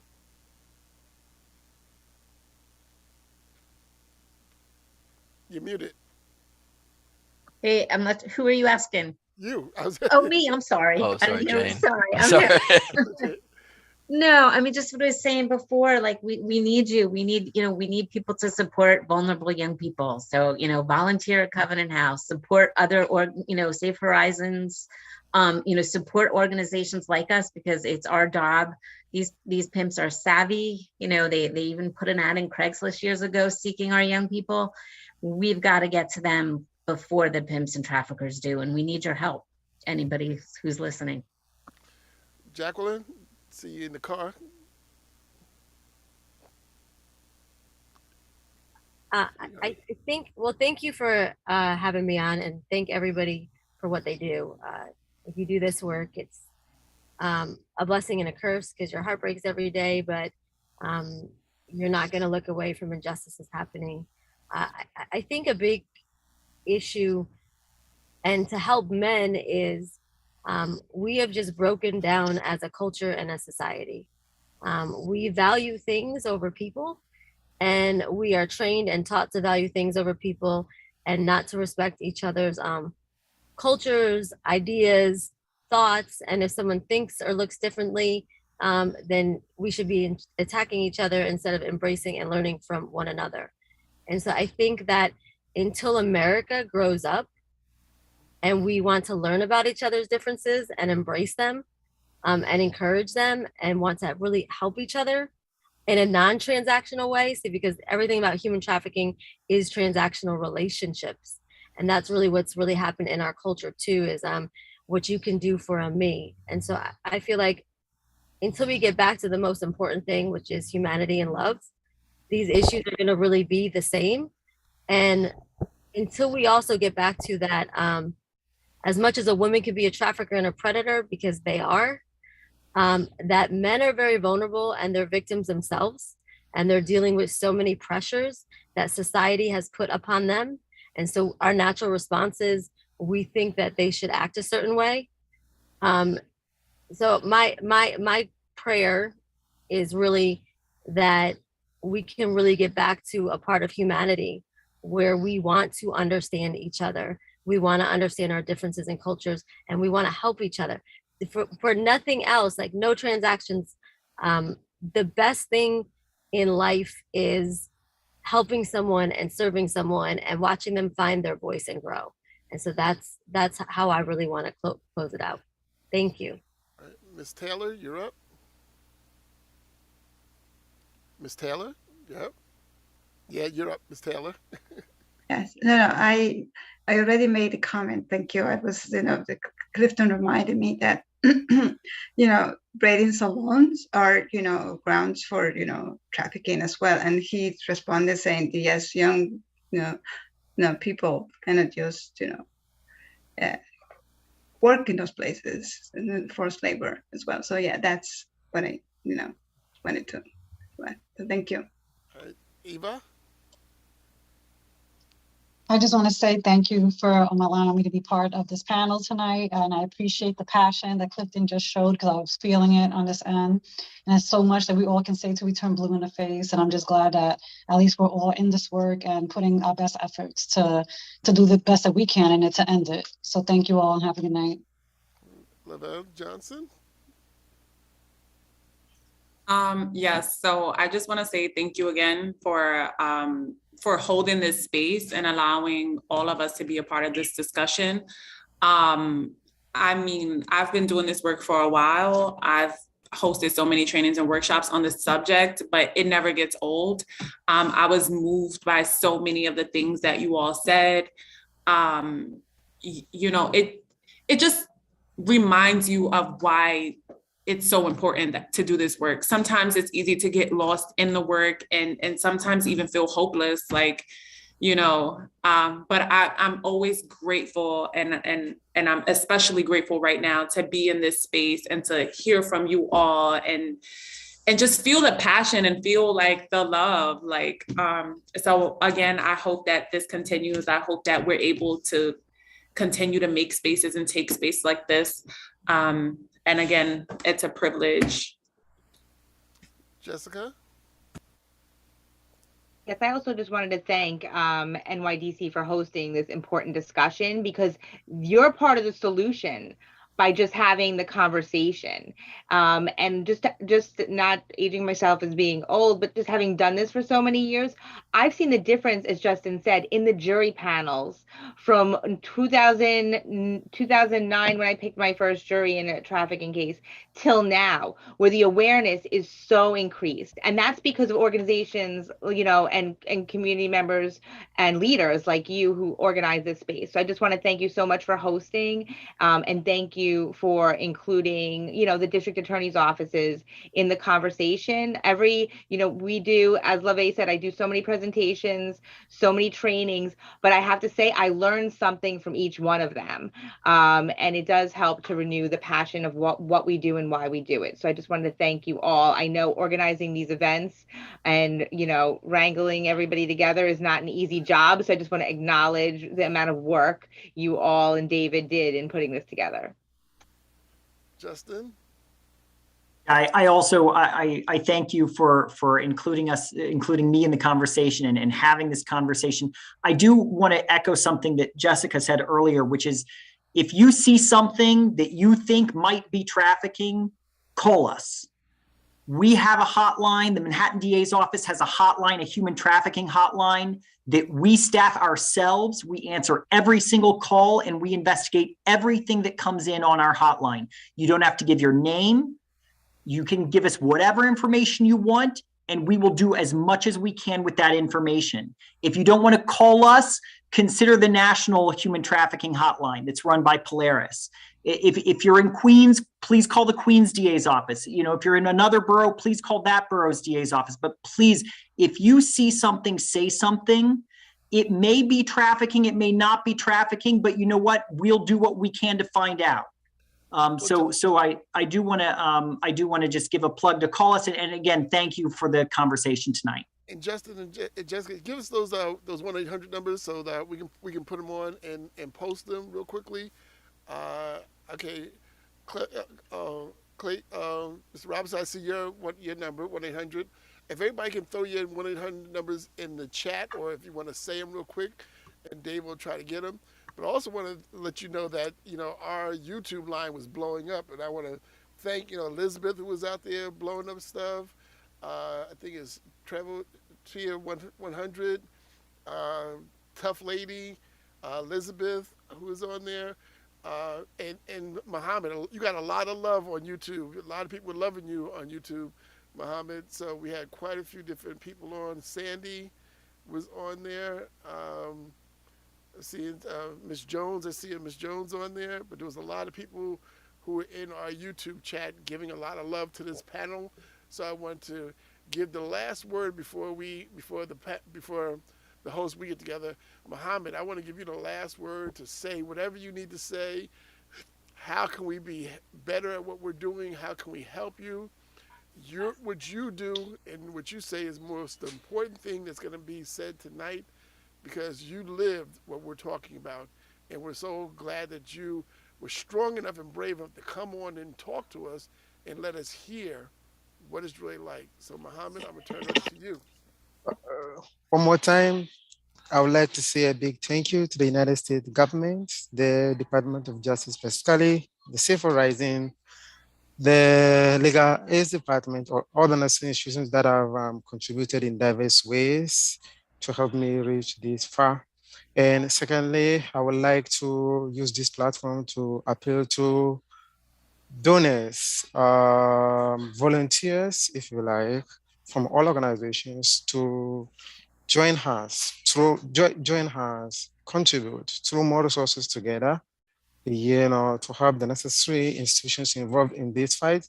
So together we can support the mission, the vision, the effort of these, prominent organizations to help control, if you like, or stop the continuing mass exploitations of young girls and youth like me from all around the world. And one more time, I am passionately appealing to the United Nations to step up efforts by collaborating with the African government.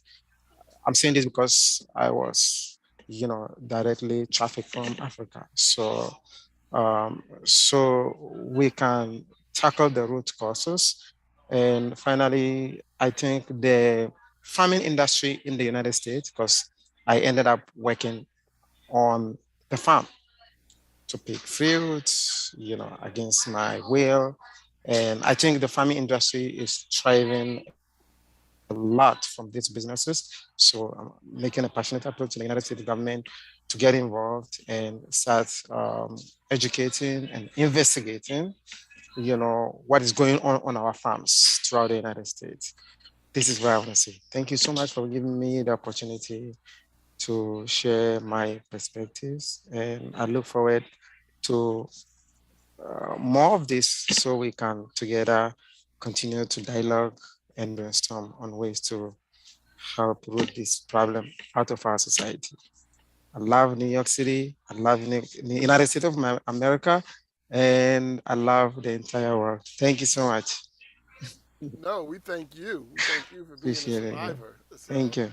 Thank you. So, Mike and Jerry, another great conversation. I know I learned a lot. Now, I don't know about you, but I learned a lot. So much more work we have to get done. So much more education we have to do. So many more things that we have to pay attention to. So, Mike and Jerry, or I'll start with you, Jerry. Anything you want to say before we wrap it up? I want to humbly say thank you. I thought it was going to be more uncomfortable, but the more I listened, the more comfortable I got, the more courageous I became.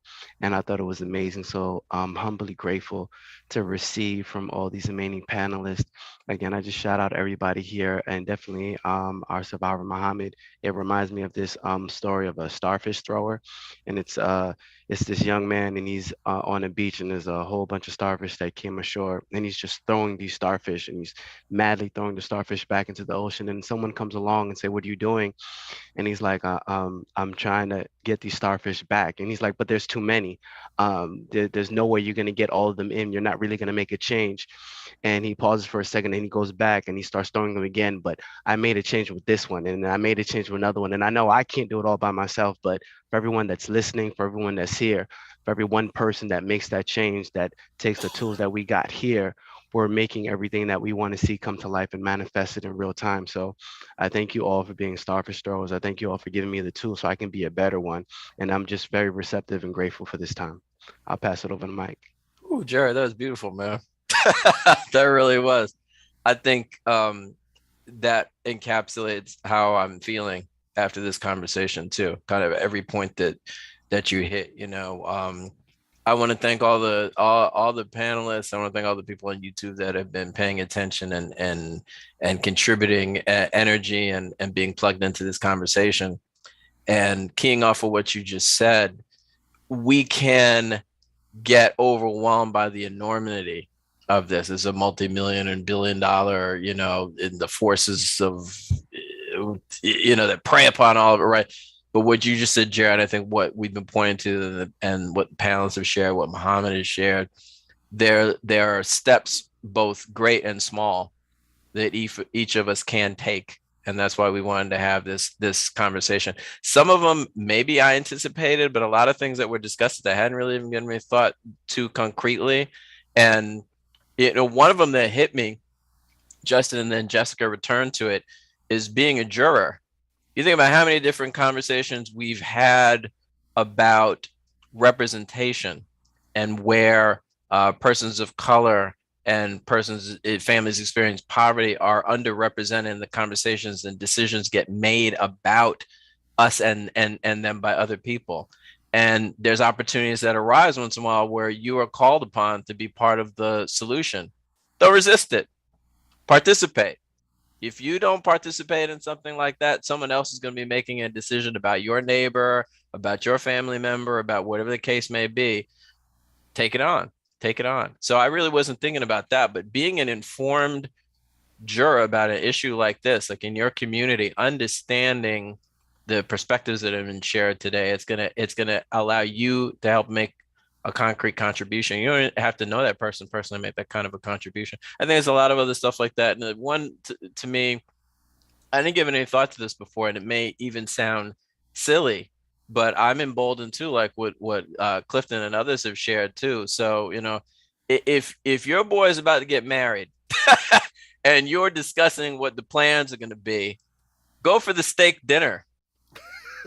You know what I mean? Be like, nah, let's, or I got a grill, I can cook. Like, there's a lot of things that you can do to bond and fellowship with your people. And actually, Jerry, you helped give me this idea too, where you said you stopped transmitting or dwelling on certain pathways. You didn't bring that conversation forward. So we don't have to bring that conversation forward. When you know better, you do better. So go or the fish dinner if you don't eat steak. You know what I mean? So I'm glad we had this conversation. I see how it is woven in this tapestry of a lot of other conversations we've been having. And sometimes you got to, cast your bucket where you are, or to use your analogy about the starfish, like the people that are in your orbit. If you can be a mentor, if you can be a good neighbor, if you can just, with what's in the realm of your access it can control, like be an upstander, like we've talked about in another conversation, it is going to make a difference. It does make a difference. I look forward to our future discussions. I encourage everyone to check out the resources, the abundant resources. And as Justin says, if you see something, don't be afraid to say something, even if you're not sure what it is, and make the inquiry. You might be helping save a life. I turn it back over to you, Scott. Wow. So I guess in my closing remarks, those of you out here in YouTube land, we have a lot of responsibility as people in our community to make sure that we're looking and taking care of our neighbors, getting to know our neighbors. If you really know your neighbors, you know what's happening in your community, you can make a difference. Don't be that person who sits aside and says, well, that's not my business. As I said here, you could be saving a life. You could be changing the course of fate for someone. You could be able to stop something happening to someone, or stop and help somebody that could be a family member of yours. So we want everybody to understand, when we're here in the barbershop, we really want you to get out there and make a difference in your community. Especially men. We have the obligation of teaching the next generation how to be better men. Whatever things we may have learned incorrectly, we're learning how to do it a better way. We're learning how to do it the right way. So we have to be able to pass it down. As my colleague said before, instead of getting ready to do that party that you know that you are traditionally used to doing, do something else. Go get a steak dinner. Go out to a ball game. I challenge you, go to the park and play ball with each other. That'll give you some good bonding time. But you don't have to do that to hurt somebody else. Because you don't know that person you're being entertained by. It could be your family member one day being entertained by somebody else. But it all starts with me. A lot of things we always talk about, it always has to start with me. That man in the mirror. What is that man in the mirror going to do to make a change in his community? That's what I challenge all of us as men. You be the change maker in your community. So as we wrap up tonight, once again, I want to remind everybody we'll be back here next month. We have a lot of things happening to kind of sum up some things that we're doing. We're not really sure what we're going to fall on for next month, but I know next month is Sexual Assault Awareness. We are going to be doing something with Denim Day.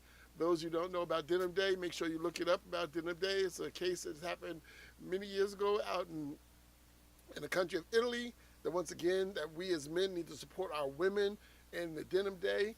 Make sure on April 27th, you wear your denim. Make sure you have your jeans on to support our women. Wherever you're at, go to work, make sure you have jeans on that day and your denim in preparing that. So we're going to be wrapping up. And once again, I'm sorry that our guests who are on the YouTube, we had such rich conversation. We couldn't get any of those questions into the panelists. But panelists, if you ever go to YouTube, you can read them yourself and may respond. If you want more information, once again, check out our website, our DYCD, and you can have our resources that we have up there. You can check the 1-800 numbers that have been put up there. And we'd love to have you be a part of even helping plan our upcoming barbershop conversations. Once again, you'll see the flyers, stuff like that. If you have suggested topics you want to throw into it, we'd love to hear that also, because we want to make sure that we're getting to the community what you want to hear. Once again, we're signing off right now. And once again, I want to thank our main guy behind the scene, David, who does outstanding work. You don't know, for the last almost 3 years, this guy David's behind the scene. You only seen him once in the barbershop, but we're going to really thank Dave for all the work he does, all the emails, all the coordination he does, keeping this barbershop going, and we want to thank him. So, and I thank all of our panelists again. Give yourselves a round of applause, panelists, because you did an outstanding job, and I do know that we're going to have to come back to this conversation real soon, okay? With that, signing off. Everyone have a good night. DYCD Barbershop Talks. Fatherhood matters. Diverse. Hey yo, these is Barbershop Talks where the fathers pop off. Brag about relationships and argue about sports. Every topic's a favorite, is how we plot course toward changes. It all begins with dialogue and patience. Barbershop Talk, so let's chop it up, boss. Barbershop Talk, so let's chop it up, boss. Barbershop Talk, so let's chop it up, boss. Chop it up, boss. Chop it up, boss. It's Barbershop Talk, so let's chop it up, boss.